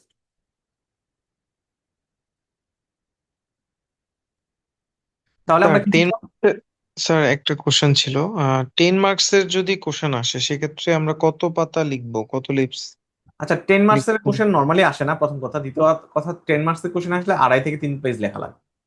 আমি আবারও রিপিট করতেছি, 4 মার্কসের জন্য নিয়ার অ্যাবাউট 1 পেজ হলে হবে, 5 নাম্বারের জন্য 1 পেজ এনাফ, 6 হলে আমার 1.5 পেজ লেখা লাগবে, 7 হলে মিনিমাম 2 পেজ লেখা লাগবে। এখন আপনার ইংলিশ ফর্মে কি আর কি ইংলিশ এবং ইংলিশ বাংলা দুটার ক্ষেত্রে অ্যাপ্লিকেবল। এখন আপনার ফন্ট সাইজ কিরকম ওইটার উপর ডিপেন্ড করবে আপনি কতটুকু লিখবেন। আপনার ফন্ট সাইজ যদি স্ট্যান্ডার্ড হয়, স্ট্যান্ডার্ড মানে কি, আমার এক পেজে 22 লাইন যদি হয়, এক পেজে 22 লাইন যদি হয়, আমি এই স্ট্যান্ডার্ড বলছি। এক পেজে যদি আপনি 22 লাইন লেখেন তাহলে আপনি এই স্ট্যান্ডার্ড মেনটেন করবেন, ঠিক আছে। 4 নাম্বারের জন্য আপনি এক পেজ লিখবেন, 5 নাম্বারের জন্য 1 পেজ, 6 নাম্বারের জন্য 1.5 পেজ, 7 নাম্বারের জন্য 2 পেজ, অথবা near about 2 page. Exactly 2 page হওয়া লাগবে না, নিয়ার অ্যাবাউট 2 পেজ। এটা স্ট্যান্ডার্ড, এর চেয়ে বেশি লেখা আপনার পক্ষে সম্ভব না। পরে আপনি অ্যাডজাস্ট করে নিন। এটা আমি 22 লাইন, এক পেজে 22 লাইনের কথা বলছি। আর আপনার যদি অভ্যাস থাকে এক পেজে 10 লাইন লেখা, আপনি তাহলে 4 নাম্বারের জন্য 2 পেজ লেখা লাগবে, 5 নাম্বারের জন্য 2 পেজ লেখা লাগবে, ওটা আপনি অ্যাডজাস্ট করে নিন। আমির ভাই, জি, যারা এই বিষয়ে আর কি ক্লিয়ার ধারণা আছে যাদের, তারা তো ভাই যদি লিখতে যায় তাহলে তো ভাই আপনার দেখা গেলো যে 4 মার্কের গুলো হাফ পেজে কমপ্লিট করে দিল। এইভাবে করলে হয় না? কোশ্চেনটা বুঝি নাই। যদি লিখতে যায় মানে মানে দেখা গেলো 4 মার্কের একটা কোশ্চেন আছে, অনেকেই দেখা গেলো যে আপনার খুব ভালো কনসেপ্ট থাকে অনেকেরই, তো তারা দেখা গেলো যে আপনার এক পেজের জায়গায় আপনার হাফ পেজে করে দিল, মানে কি কোর জিনিসটাই তুলে ধরলো, সেক্ষেত্রে কি এনাফ না?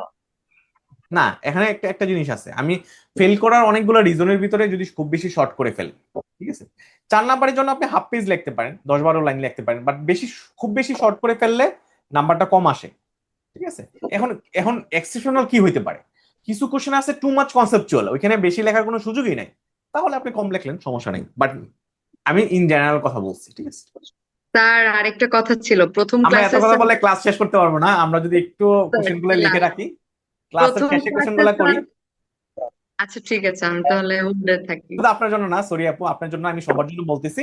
এই যেমন আপনি কিভাবে পরীক্ষা দিবেন, এই জেনারেল কোশ্চেন গুলো না পরীক্ষার ক্লাসের পরে করি আমরা। যদি এগুলো সবগুলোই বলা হয়েছে স্যার, কিন্তু জি একটা জি জিনিস বলা হয় নাই যে একই দিনে যে দুটো পরীক্ষা 3 ঘন্টা করে, how do I manage the pressure, যে 3 ঘন্টা বসে আমি এক্সাম দিলাম, তারপরে 1 ঘন্টা ব্রেক দিয়ে আবার 3 ঘন্টা, কিভাবে এটা ম্যানেজ করবো, বা আপনার কোনো সাজেশন আছে হ্যাঁ, কিনা? অবশ্যই সাজেশন আছে। আপুর কোশ্চেনটা খুবই লজিক্যাল, খুবই লজিক্যাল একটা কোশ্চেন। আমরা চাকরি করে বডি বসে গেছে, আমাদের বডি অত এনার্জেটিক না।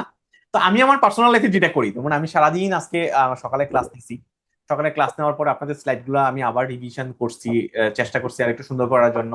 রাতে ক্লাস নিচ্ছি, আরো 3 ঘন্টা ক্লাস নেওয়া লাগবে। সো আমি কিভাবে ফিট থাকি, আমি কিভাবে এনার্জেটিক হই, আমি যেটা করি, আমি প্রোটিন ডায়েট করি। আমি প্রচুর ডিম খাই, শাকসবজি খাই, প্রোটিন ডায়েট করি। আমি প্রচুর প্রোটিন খাই আর পানি খাই প্রচুর।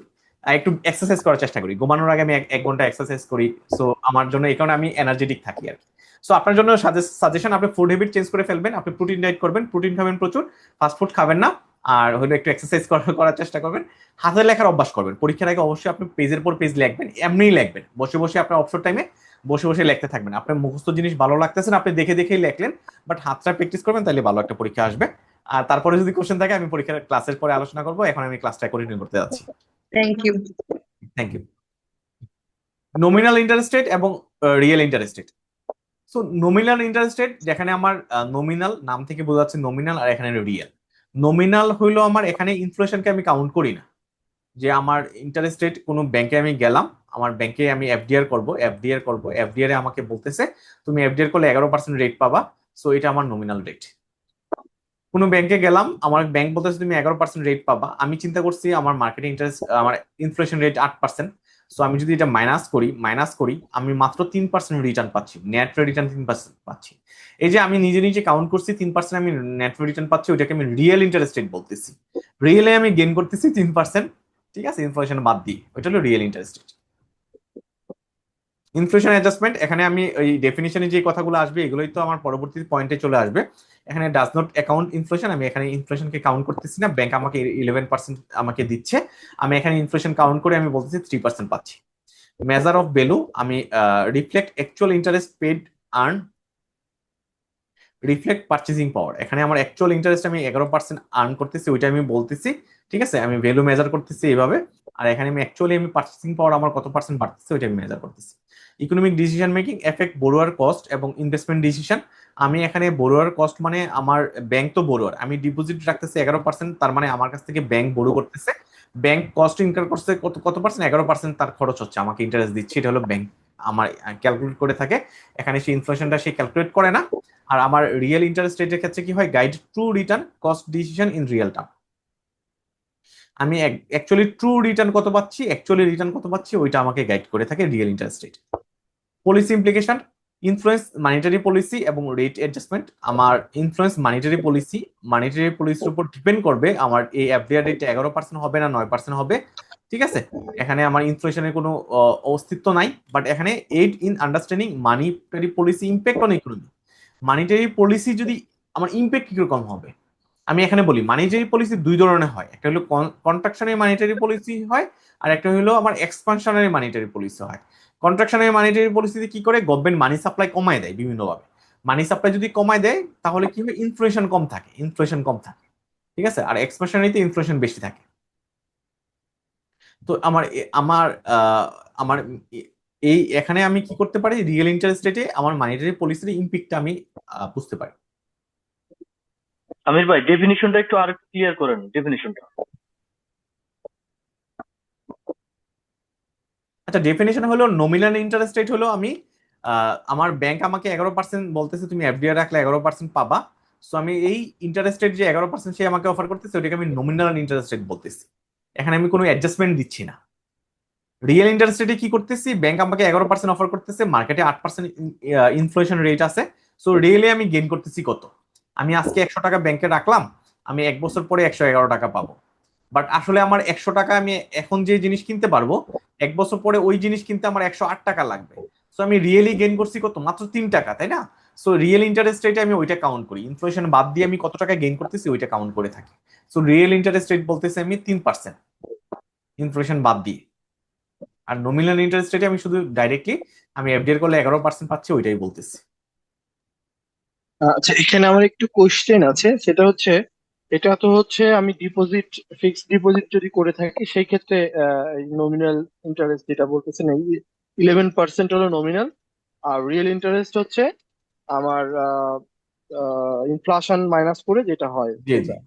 তো সেক্ষেত্রে আমি যদি লোন নিজে নিয়ে থাকি সেক্ষেত্রে কি হবে? আচ্ছা এটা তো এফডিআর এর ক্ষেত্রে। আচ্ছা, লোন নিলে তো আমার জন্য তো আমি ইন্টারেস্ট পে করতেছি, তাই না? সো এখানে আমার মানে একটা জিনিস চিন্তা করেন, আমি তো প্রথম কথা হলো আমি তো বুঝাবো একটা এক্সাম্পল দিই, আপনি একটা এক্সাম্পল নিয়ে মনে রাখেন। উল্টারা যদি চিন্তা করতে চান তাহলে আপনি ধরেন পরীক্ষা ভালো করবেন না, মানে ধরেন আপনি পেঁচায় ফেলবেন, বেশি ভিতরে চলে যাবেন। সো আমি রিকোয়েস্ট করবো যে আপনি একটা জিনিসই মনে রাখেন, অনেক কিছু মনে রাখতে গেলে দেখা যাচ্ছে কোনোটাই মনে থাকবে না, এটা প্রথম কথা। দ্বিতীয় কথা হলো আপনি যে কোশ্চেনটা করছেন এটা একটু ইরিলিভেন্ট, কারণ হলো কি আমার nominal interest rate real interest rate আসতেছে কার প্রশ্নে, আমার এটা কিন্তু ইনকাম যে করতেছে, ইন্টারেস্ট ইনকাম যে আর্ন করতেছে তার পয়েন্ট থেকে আলোচনা করতেছি। এখানে যে ইন্টারেস্ট যে এক্সপেন্স করতেছে তার পয়েন্ট থেকে না, তার পয়েন্ট থেকে না। আচ্ছা আচ্ছা, ঠিক আছে ঠিক আছে, এটা জানার জন্য আর কি। না না, মাইন্ড করেন না, মাইন্ড করেন না, আমি আপনাদের থামাই দিতেছি, মানে এটা গ্রেটার ইন্টারেস্ট। আপনি ধরেন দুইটা একটা কাজ করতেছে, ধরেন আমি এইভাবে কখনো ক্লাস নেই না, আপনি কিছু মাইন্ড করেন, আমি সবার উদ্দেশ্যে বলতেছি, আমি যেভাবে ক্লাস নিচ্ছি আজকে আমি এভাবে আসলে ক্লাস নেই না, আর নিলে একবারই নেই না তা না, বাট এত কোশ্চেন আসলে না ধরেন ফ্লোটা নষ্ট হয়ে যাবে, ক্লাসের টাইম 2 ঘন্টার জায়গায় 4 ঘন্টায় চলে যাবে, আর এটা রেকর্ডেড থাকবে। সো রেকর্ডেড ক্লাসটা যারা শুনবে তারা খুবই ডিস্ট্রাক্টেড হবে, মানে আনবিলিভেবল ডিস্ট্রাক্ট হবে, ওরা ক্লাসটা কন্টিনিউ করতে পারবে না। সো আমার ক্লাসগুলোর কিন্তু একটা মডিউল আছে। মডিউলটা কি, যে অনেকে কানে হেডফোন দিয়ে অনেকে বাসায় বসে ক্লাস রেকর্ডেড ক্লাস শুনেও কিন্তু পাস করতেছে। তো ওরা যদি অনেক বেশি ডিস্ট্রাক্ট হয়, আপনার মনে যে কোশ্চেনটা জাগতেছে তার মনে কোশ্চেনটা নাও জাগতে পারে, প্রবলেমটা হয়ে যায় ওই জায়গায়, বুঝছেন? তো এখানে সো সো ওই জায়গাটাতে প্রবলেম হয়ে যাবে, সে হয়তো বুঝে জিনিসটা, বাট মানে সে রেকর্ডেড শুনতেছে, সবাই কোশ্চেন করতেছে, তার জন্য একটা ডিস্ট্রাকশন হবে, এই একটা পয়েন্ট। আরেকটা পয়েন্ট হলো ধরেন কিছু আপনি কোশ্চেন করবেন না আমি ওটা বলি না, কিছু বেসিক কোশ্চেন অবশ্যই করবেন, বাট ইলেবোরেটলি ডিপে গিয়ে কন্ট্রাস্ট করে আর্গুমেন্টে যাওয়া ওইগুলা হইলে না ধরেন ক্লাসের ইয়াটা নষ্ট হয়ে যাচ্ছে আর কি, মানে আমরা অন্যদিকে চলে যাচ্ছি, মূল আলোচনা পড়া এখন আমরা আইছি পরীক্ষায় পাশ করার জন্য, শেখার জন্য না। আমার পাশ হলেই যথেষ্ট। সো এটা একটা জিনিস। আরেকটা জিনিস হলো কি, ধরেন আপনি তো পরীক্ষা, আর আমি কিন্তু কোনো কিছু বাদ দিচ্ছি না, আমি প্রত্যেকটা জিনিস মানে আমি কিন্তু এরকম না যে আমি এক কিছু বাদ দিয়ে চলে যাচ্ছি। এখন ধরেন বোঝানোর ক্ষেত্রে হয় কি, আমি তো একটা এক্সাম্পল ফলো করবো, আমি একটা সাইড দিয়ে বুঝাবো, মানে 2-3টা অ্যাঙ্গেলে বোঝানো তো আসলে সম্ভব না। আচ্ছা সাইদুল ভাই আঁকা কি করতেছেন? আমার স্লাইডে আঁকা কি করেন না ভাই, এখানে দাগ পড়তেছে। হ্যাঁ, তো এখন আমি তো ধরেন 3-4টা অ্যাঙ্গেলে যদি বুঝাতে যাই তাহলে দেখা গেছে মানে ওইটাও কিন্তু আপনার জন্য মানে ইয়া হবে আর কি, ক্লিয়ার পিকচারটা পাবেন না আর কি। জি, আমরা চলে যাচ্ছি পরবর্তী পড়ায়। আমরা অবশ্যই কোশ্চেন করবো, বাট একটু শর্টকাটে করবো। শুধু বলবো ভাই এটা বুঝি না, আরেকবার রিপিট করেন। হ্যাঁ, স্পেসিফিকলি কোনো পয়েন্টে না বুঝলে যে এই পয়েন্টটা আসলে একটু বললেই হইতো। আমরা খুবই ভেরি স্পেসিফিক কোশ্চেন করবো। Policy tools used by Bangladesh bank to control inflation. এখন আপনি একটা জিনিস বলেন, আমরা ইনফ্লেশনকে কন্ট্রোল করার জন্য বলি। ইনফ্লেশন কিন্তু আমি যদি লিখেই বলি, ইনফ্লেশনের সাথে মানি সাপ্লাইয়ের একটা রিলেশন আছে, ঠিক আছে? একটা সাউন্ড আসতেছে কোত্থেকে যেন, আপনার একটু সবাই একটু মাইক্রোফোনটা অফ রাখবেন। হ্যাঁ, আমি অফ করে দিচ্ছি সবাইকে। আপনার কোশ্চেন থাকলে অবশ্যই লিখে রাখবেন এবং মাইক্রোফোনটা আমরা অফ রাখবো, একটা সাউন্ড আসতেছে। সো ইনফ্লেশনের সাথে মানি সাপ্লাই একটা রিলেশন আছে। কোনো একটা ইকোনমিতে যখন মানি সাপ্লাই বেড়ে যায়, একটা ইকোনমিতে যদি মানি সাপ্লাই বেড়ে যায় তখনই ইনফ্লেশন বাড়ে, ঠিক আছে? সো মানি সাপ্লাই কন্ট্রোল করার জন্য আমরা কিছু মেকানিজম পড়ছিলাম না, বাংলাদেশ ব্যাংক কি করে থাকে? আমার পলিস রেট চেঞ্জ করে থাকে, সিআরআর এসএলআর রেট চেঞ্জ করে থাকে, ওপেন মার্কেট অপারেশন করে থাকে, ভেরিয়েবল রিজার্ভ রিকোয়ারমেন্ট করে থাকে, মোরাল পারসুয়েশন করে থাকে, এক্সচেঞ্জ রেট ম্যানেজমেন্ট করে থাকে। সেই মোরাল পারসুয়েশন এক্সচেঞ্জ রেট আমি বাদ দিতে চাইছিলাম, বাট আইবিবির বইতে আসছে, এই কারণে আমি রাখছি, ঠিক আছে? তো এই তিনটে কিন্তু আমরা অলরেডি পড়ে আসছি। সো আমি যদি আবার শুরু থেকে বলি যে আমার মানি ইনফ্লেশন কন্ট্রোল করার জন্য সে কি করবে? মানি সাপ্লাইকে কন্ট্রোল করবে। মানি সাপ্লাই কন্ট্রোল করার জন্য সে কি করবে? আমার পলিসি রেট চেঞ্জ করবে, ঠিক আছে? সো পলিসি রেট হলো বাংলাদেশ ব্যাংক রেট, যেটা বলা হয় পলিসি রেট হলো বাংলাদেশ ব্যাংকের রেট। বাংলাদেশ ব্যাংক রেট কোনটা? বাংলাদেশ ব্যাংকের রেট হলো আমার কমার্শিয়াল ব্যাংকগুলা যে রেটে বাংলাদেশ ব্যাংক থেকে বড় করে থাকে। কমার্শিয়াল ব্যাংকগুলা যে রেটে বাংলাদেশ ব্যাংক থেকে বড় করে, ওইটাকে আমি বাংলাদেশ ব্যাংক রেট বলতেছি। সো বাংলাদেশ ব্যাংক রেট এখন 5%, লং টাইম ধরে 5%। সো এই রেটটা যদি বাড়ায় 5 থেকে যদি 6% হয়, কমার্শিয়াল ব্যাংকগুলো বড় করবে না, মানি সাপ্লাই কমে যাবে। আর এই রেটটা যদি 4%-এ চলে যায়, আমার কমার্শিয়াল ব্যাংকগুলো বেশি বেশি বাংলাদেশ ব্যাংক থেকে বড় করবে, লোন নেবে, আমার মানি সাপ্লাই বেড়ে যাবে, ইনফ্লেশন বেড়ে যাবে। সো 1 নাম্বার ক্লিয়ার হইলো। 2 নাম্বার হলো ওপেন মার্কেট অপারেশন। আমরা জানি ওপেন মার্কেট অপারেশন হলো গভর্নমেন্ট কি করে? গভর্নমেন্ট ট্রেজারি বন্ড অথবা বিল বাই সেলের মাধ্যমে ওপেন মার্কেট কাজটা করে থাকে। সো গভর্নমেন্ট যখন বিল বন্ড বাই করে, বাই দিয়ে না, আমি সেল দিয়ে বুঝাইলাম। গভর্নমেন্ট যখন বিল বন্ড সেল করে মার্কেটে, তখন সেল করলে কি হয়? গভর্নমেন্টের কাছে টাকা চলে যায়, গভর্নমেন্টের কাছে টাকা চলে যায়। গভর্নমেন্টের কাছে টাকা চলে গেলে আমার ইকোনমিতে টাকার সাপ্লাই কমে যায়, ঠিক আছে? উল্টাটা হবে যদি গভর্নমেন্ট বাই করে। গভর্নমেন্ট যখন বাই করবে, আমি এই পাশে বুঝাই, গভর্নমেন্ট যদি বিল বন্ড বাই করে, কি দিয়ে বাই করবে? টাকা দিয়ে বাই করবে। টাকা দিয়ে বাই করলে টাকাটা চলে যাবে, টাকা চলে আসবে মানুষের কাছে, টাকা চলে আসবে মানুষের কাছে। 3 নম্বরে চলে যাচ্ছি variable reserve requirement. So variable reserve requirement আমরা জানি যে ব্যাংক 100 টাকা যদি ডিপোজিট পায়, তাহলে সিআরআর এসএলআর মেনটেন করার দরকার হয়। তো সিআরআর এসএলআর যদি সে মানে বাড়ায় কমায়, ওইটাও মানি সাপ্লাই একটা এফেক্ট আছে, আমরা অলরেডি দেখছি। আমরা এখন আবারও আমি যাচ্ছি ডিটেলে। যখন গভর্নমেন্ট সিআরআর হলো এখন আমাদের 4%, তার মানে হইলো 100 টাকা যদি ব্যাংক ডিপোজিট পায়, 4 টাকা বাংলাদেশ ব্যাংকের বোল্টে থাকা লাগে। সো এই সিআরআর যদি বাড়ায় 5% করে দেয়, 100 টাকা ডিপোজিট পাইলে সে 5 টাকা বাংলাদেশ ব্যাংকের বোল্টে রাখা লাগবে, তার মানে বেশি টাকা বোল্টে রাখা লাগবে, সে লোন কম দিতে পারবে। লোন যদি কম দেয়, মার্কেটে মানি সাপ্লাই কমে যাবে, ঠিক আছে? মোরাল পারসুয়েশন, অনেক সময় গভর্নমেন্ট বাংলাদেশ ব্যাংক সার্কুলার দেয়, ফোন দিয়ে বলে তোমরা মানি সাপ্লাই কমাও, লোনের পরিমাণ কমায় দাও। সো তখন এটা হলো মোরাল পারসুয়েশন, যখন ইনফরমালি যখন ইনফ্লুয়েন্স করে। আমি একটা শব্দ লিখলাম, ইনফরমাল ওয়েতে প্রাইভেট ব্যাংকগুলোকে যদি বলে তুমি কনজিউমার লোন বেশি দিবা না, ঠিক আছে? সো এইভাবে আমি একটা এক্সাম্পল দিলাম যে কনজিউমার লোন বেশি দিবা না যখন বলা হয় ইনফরমাল ওয়েতে, ওইটাকে আমি মোরাল পারসুয়েশন বলতেছি। কারণ কনজিউমার লোন দিলে এটা স্যার মানুষের ওইটা 4 নাম্বার পয়েন্টটা কি পারসুয়েশনটা কি সুয়েশন হয়ে গেছে সম্ভবত? না, সেম আপনি মিনিং, সঠিক উচ্চারণ করছেন। সেম মিনিং এ দাঁড়ায়, মিনিংটা সেম। এক্সচেঞ্জ রেট ম্যানেজমেন্ট হলো stabilise the currency value, control imported inflation. So exchange rate ম্যানেজমেন্টের মাধ্যমে কিন্তু আমি কি করতে ইনফ্লেশন কন্ট্রোল করতে পারি। কিভাবে পারি আমি একটু ডিটেলে বলি।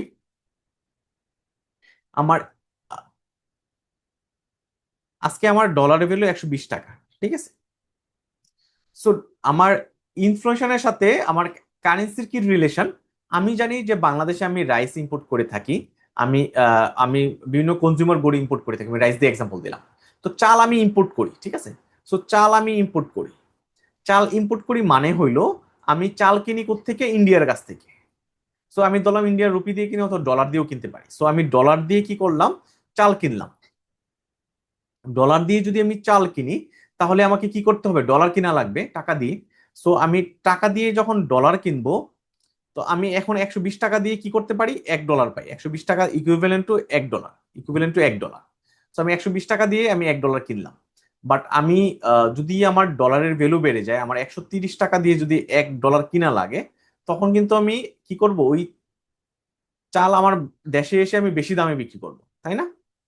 সো ধরেন আমি একটা ডাইরেক্ট একটা এক্সাম্পল দিই, $1 দিয়ে হয়তো আমি 1 কেজি চাল পাই, 1 কেজি চাল পাই। সো আমি ডলার যখন 120 টাকা দিয়ে পাবো, বাংলাদেশে আমি কি করতেছি, চাল আমদানি করতেছি 120 টাকা দিয়ে। 1 কেজি চাল আমি আমদানি করতেছি 120 টাকা দিয়ে।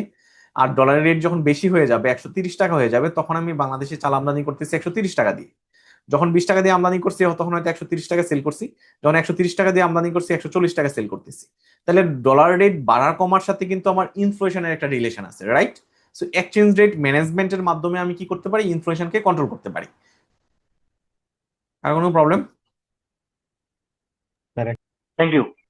জি।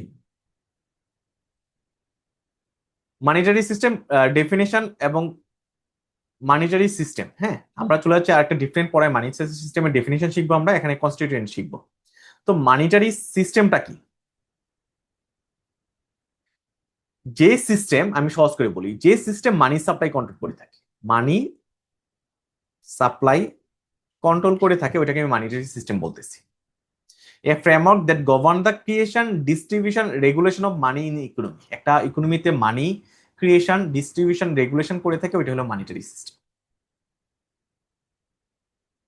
এই এলিমেন্ট গুলা কি কি মানিটারি সিস্টেমের? সেন্ট্রাল ব্যাংক, আমরা সবাই জানি সেন্ট্রাল ব্যাংক মানিটারি পলিসি দেয়, মানিটারি এমপি বলি আমরা, এটা মানিটারি পলিসি ইন্ট্রোডিউস করে থাকে। 6 মাস পর পর মানিটারি পলিসি দেয়, কেন দেয়? মানি কন্ট্রোল করার জন্য, মানি সাপ্লাই কন্ট্রোল করার জন্য। তাহলে সেন্ট্রাল ব্যাংক একটা পার্ট, মেজর রোল প্লে করে মানি সাপ্লাইয়ে। 2 নম্বর হলো কারেন্সি। সো কারেন্সি একটা মেজর রোল প্লে করে। আমি যে সেন্ট্রাল ব্যাংক যে মানিটারি পলিসি দিচ্ছে, কেন দিচ্ছে? কারেন্সি কন্ট্রোল করার জন্য, মানি সাপ্লাই কন্ট্রোল করার জন্য। সো কারেন্সি একটা মেজর পার্ট এখানে। কমার্শিয়াল ব্যাংক, বাংলাদেশ ব্যাংক যে সার্কুলার দিচ্ছে, মানিটারি পলিসি দিচ্ছে, বাংলাদেশ ব্যাংক তো নিজে নিজে ইমপ্লিমেন্ট করতে পারে না মানিটারি পলিসি, সে কমার্শিয়াল ব্যাংক গুলাকে বলে, মাধ্যমে এটা ইমপ্লিমেন্ট করে থাকে, ঠিক আছে? সো কমার্শিয়াল ব্যাংক এখানে একটা পার্ট এবং মানিটারি পলিসি একটা পার্ট। তো সেন্ট্রাল ব্যাংক কি করে? মানিটারি পলিসির মাধ্যমে সে মানিটারি সাপ্লাইটা কন্ট্রোল করে থাকে।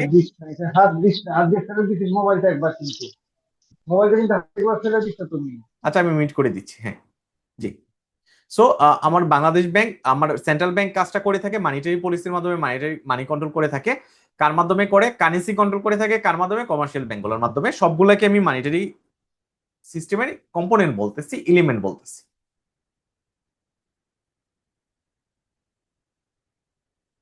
Monetary system difference from financial system. এখানে দেখেন মানিটারি সিস্টেমের সাথে ফাইন্যান্সিয়াল সিস্টেমের ডিফারেন্স কি। শুরুতে আমি একটা ধরি, মানিটারি সিস্টেমে আমি একটু আগে বলে আসছি না, এটা হলো মানি সাপ্লাই কন্ট্রোল করে, মানি সাপ্লাই কন্ট্রোল করে থাকে, ঠিক আছে? আর ফাইন্যান্সিয়াল সিস্টেম কি?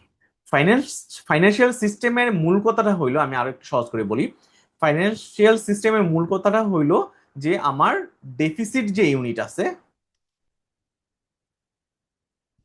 আর সারপ্লাস ইউনিট, ঠিক আছে? সারপ্লাস ইউনিট কারা? যারা সেভ করে, ডেফিসিট ইউনিট কারা? যারা লোন করে। ক্লিয়ার? তো ফাইন্যান্সিয়াল সিস্টেমের মাধ্যমে কি হয়? ফাইন্যান্সিয়াল সিস্টেমের মাধ্যমে আপনি আমি ব্যবসায়ীরা ব্যাংকে টাকা রাখে, সেভ করে, ওই সেভিংস এর টাকা ব্যাংকগুলা কি নিয়ে কি করে? আমার বিভিন্ন ব্যবসায়ীদেরকে অথবা ব্যক্তিকে লোন দিয়ে থাকে। এই যে সারপ্লাস ইউনিট থেকে টাকাগুলা আমার ডেফিসিট ইউনিটে যে ট্রান্সফার হচ্ছে, ওই ট্রান্সফারের কাজগুলা কি কে করে থাকে? পুরো ফাইন্যান্সিয়াল সিস্টেম করে থাকে। এখানে ব্যাংক জড়িত, ঠিক আছে? এখানে আমার বাংলাদেশ ব্যাংক জড়িত, মানিটারি পলিসি জড়িত, সবকিছু জড়িত আছে ফাইন্যান্সিয়াল সিস্টেমের সাথে। আমার এখানে ফাইন্যান্সিয়াল ইনস্ট্রুমেন্ট গুলো জড়িত, আমি মানুষের কাছ থেকে টাকা নিচ্ছি, আমি এফডিআর এর ফর্মে নিচ্ছি, সেভিংস অ্যাকাউন্টের ফর্মে নিচ্ছি, বিভিন্ন ফর্মে নিচ্ছি। সো এটা একটা ব্রডার টার্ম, আমি যদি এখানে বলি ফাইন্যান্সিয়াল সিস্টেম একটা ব্রডার টার্ম, আর মানিটারি সিস্টেম একটা ন্যারো টার্ম, ঠিক আছে? একটা ন্যারো টার্ম। কার কোনো কনফিউশন? তো আমার স্যার স্যার আমরা কি মাইন্ডরি ডেফিনেশনে আমরা কি বাণী দিতে হবে স্যার? বাণীগুলো দেওয়া লাগবে, বিভিন্ন বাণী? না, ব্যাংকিং ডিপ্লোমায় আপনি কোনো বাণী লাগবে না, কোনো ডেফিনেশনে কোনো পলিসির কথা লাগবে না।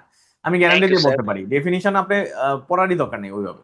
এটা তো একটা মানে আপনি তো মানে ইন এ সেন্স ধরেন এগুলো হলো একাডেমিক পড়াশোনার ভিতরে আসে, প্রফেশনাল ডিগ্রি, এটা প্রফেশনাল ডিগ্রিতে ওই জিনিসগুলো আসে না, আসলে একবারই আসে না। তো এগুলো নিয়ে থ্যাংক ইউ, কনফিউজ থাকার কোনো মানে নাই। আপনার কোশ্চেনটা খুবই সুন্দর ছিল। So monetary thanks system thanks focus on money creation. আমি তো এতক্ষণ আমি নিজে বুঝাইছি, এখন দেখি বইয়ের ভাষায় কি বলে। Monetary system focus on money creation, circulation এবং রেগুলেশন। আর ফাইন্যান্সিয়াল সিস্টেম কি করে? Encompasses broader financial institution, market, instrument for investment and capital allocation. ঠিক আছে, আমি হয়তো সারপ্লাস ইউনিট থেকে ডেফিসিট ইউনিটের কথা বলছি, ও হয়তো বইয়ের ভাষায় এখানে ক্যাপিটাল অ্যালোকেশনের কথা বলছে। ঠিক আছে, আমরা খুব সুন্দর একটা পড়ায় চলে যাচ্ছি, মানি এবং ক্রেডিটের ডিফারেন্সে চলে যাচ্ছি।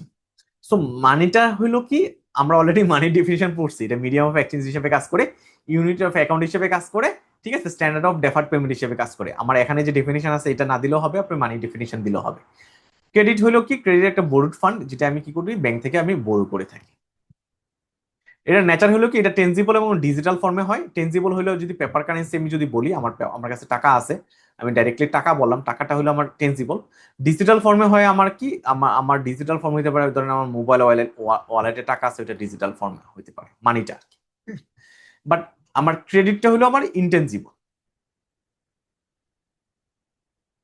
ক্রেডিট আমি টাচ করতে পারি না, ক্রেডিটটা কিন্তু আমি টাচ করতে পারি না, তাই না? টাচ করতে পারি না। আমাকে 100 টাকা লোন দিছে, ওইটা কিন্তু আমি, লোনের টাকাটা আমি টাচ করতে পারি, বাট লোন যে দিছে ওইটা কিন্তু টাচ করতে পারি না, এটা ইনটেনজিবল। এটা কিন্তু একটা এগ্রিমেন্ট, আমি অন্যভাবে বলতে পারি, ইনটেনজিবল একটা এগ্রিমেন্ট। লোনটা হলো আমার একটা এগ্রিমেন্ট, ঠিক আছে। কারণ ক্রেডিট তো ডিফারেন্ট ফর্মে হইতে পারে, ক্রেডিট হইতে পারে ক্রেডিট কার্ডের মাধ্যমে হইতে পারে, লোন ফর্মে হইতে পারে, আমি ক্রেডিট, তাই না, ডিফারেন্ট ফর্মে হইতে পারে। তো ক্রেডিট কার্ড বলি, লোন বলি, এটা কিন্তু একটা এগ্রিমেন্ট। আমার ব্যাংকের সাথে আমার একটা এগ্রিমেন্ট হচ্ছে যে সে আমাকে ক্রেডিট কার্ড দিচ্ছে, মানে হইলো 1 লাখ টাকা পর্যন্ত যদি লিমিট থাকে, তার মানে হলো আমি ওই ক্রেডিট কার্ড দিয়ে 1 লাখ টাকা পর্যন্ত তার কাছ থেকে লোন নিতে পারবো। এটা একটা এগ্রিমেন্ট, এটা এগ্রিমেন্ট কিন্তু টেনজিবল না, ঠিক আছে, ইনটেনজিবল।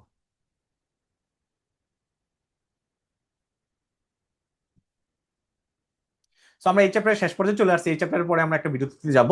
সো আমরা একটু ধৈর্যটা ধরে রাখবো। হ্যাঁ, ওনারশিপ হলো belongs to the holder without obligation. এটা আমার এই মানিটা যার কাছে থাকবে সে তার মালিক, এটা ওনারের কাছে হোল্ড থাকে, বিলং টু দ্য হোল্ডার। এখানে কোনো অব্লিগেশন থাকে না, অব্লিগেশন থাকে না মানেটা হইলো, উইদাউট অব্লিগেশন মানে হইলো আমার কাছে 100 টাকা আছে, মানে আমার কাছে 100 টাকা আছে। এখানে কোনো কন্ডিশন নাই যে আমি যদি ওই কাজ করি তাহলে 100 টাকা পাবো, ওইরকম কোনো কন্ডিশন নাই। ঠিক আছে, আমি কোনো কাজ করছি, তার বিনিময়ে 100 টাকা পাইছি, ওইটার মালিক আমি হয়ে গেছি।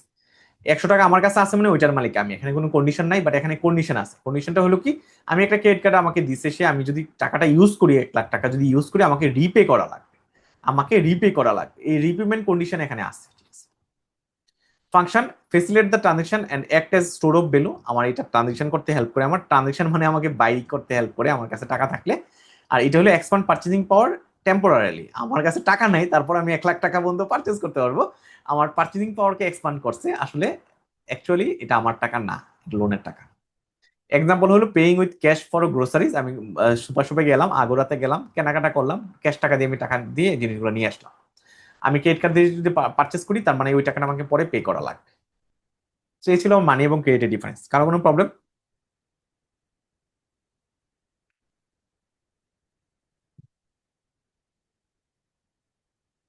Impact of slow growth of demand এবং ডিপোজিট অন ইকোনমি। এখানে একটা ডিমান্ড এবং টাইম ডিপোজিট ইন ইকোনমি একটা মেজর একটা কোশ্চেন। কোন একটা ইকোনমিতে যদি ডিমান্ড ডিপোজিট এবং টাইম ডিপোজিট কমে যায়, ঠিক আছে, ডিমান্ড ডিপোজিটের ডেফিনিশন কি, সিডি অ্যাকাউন্টে টাকা। হ্যাঁ, সিডি অ্যাকাউন্ট এবং আমার এফডিআর যদি কম পরিমাণে হয় কোনো একটা ইকোনমিতে, এফডিআর যদি কম পরিমাণে হয়, এটা আমার পজিটিভ সিগন্যাল নেগেটিভ সিগন্যাল দেয়, পজিটিভ সিগন্যাল দুইটাই দেয়। নেগেটিভ সিগন্যাল কেন?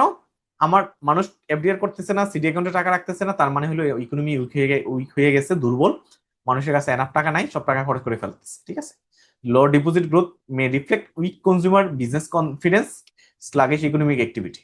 আমার ইকোনমিক অ্যাক্টিভিটি স্লো হয়ে যায়। কেন স্লো হয়? ব্যাংকের কথা চিন্তা করে, ব্যাংক যদি ডিপোজিট না পায়, সে কি করতে পারে না, ল্যান্ড করতে পারে না, ল্যান্ড করতে না পারলে যারা বিজনেসম্যান আছে ওরা ইন্ডাস্ট্রি দিতে পারে না, দিতে না পারলে আমার কি হয় না, এমপ্লয়মেন্ট জেনারেট হয় না।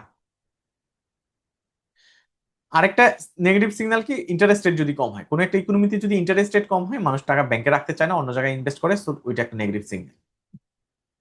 পজিটিভ কি সিগন্যাল কি ইকোনমি স্টেবল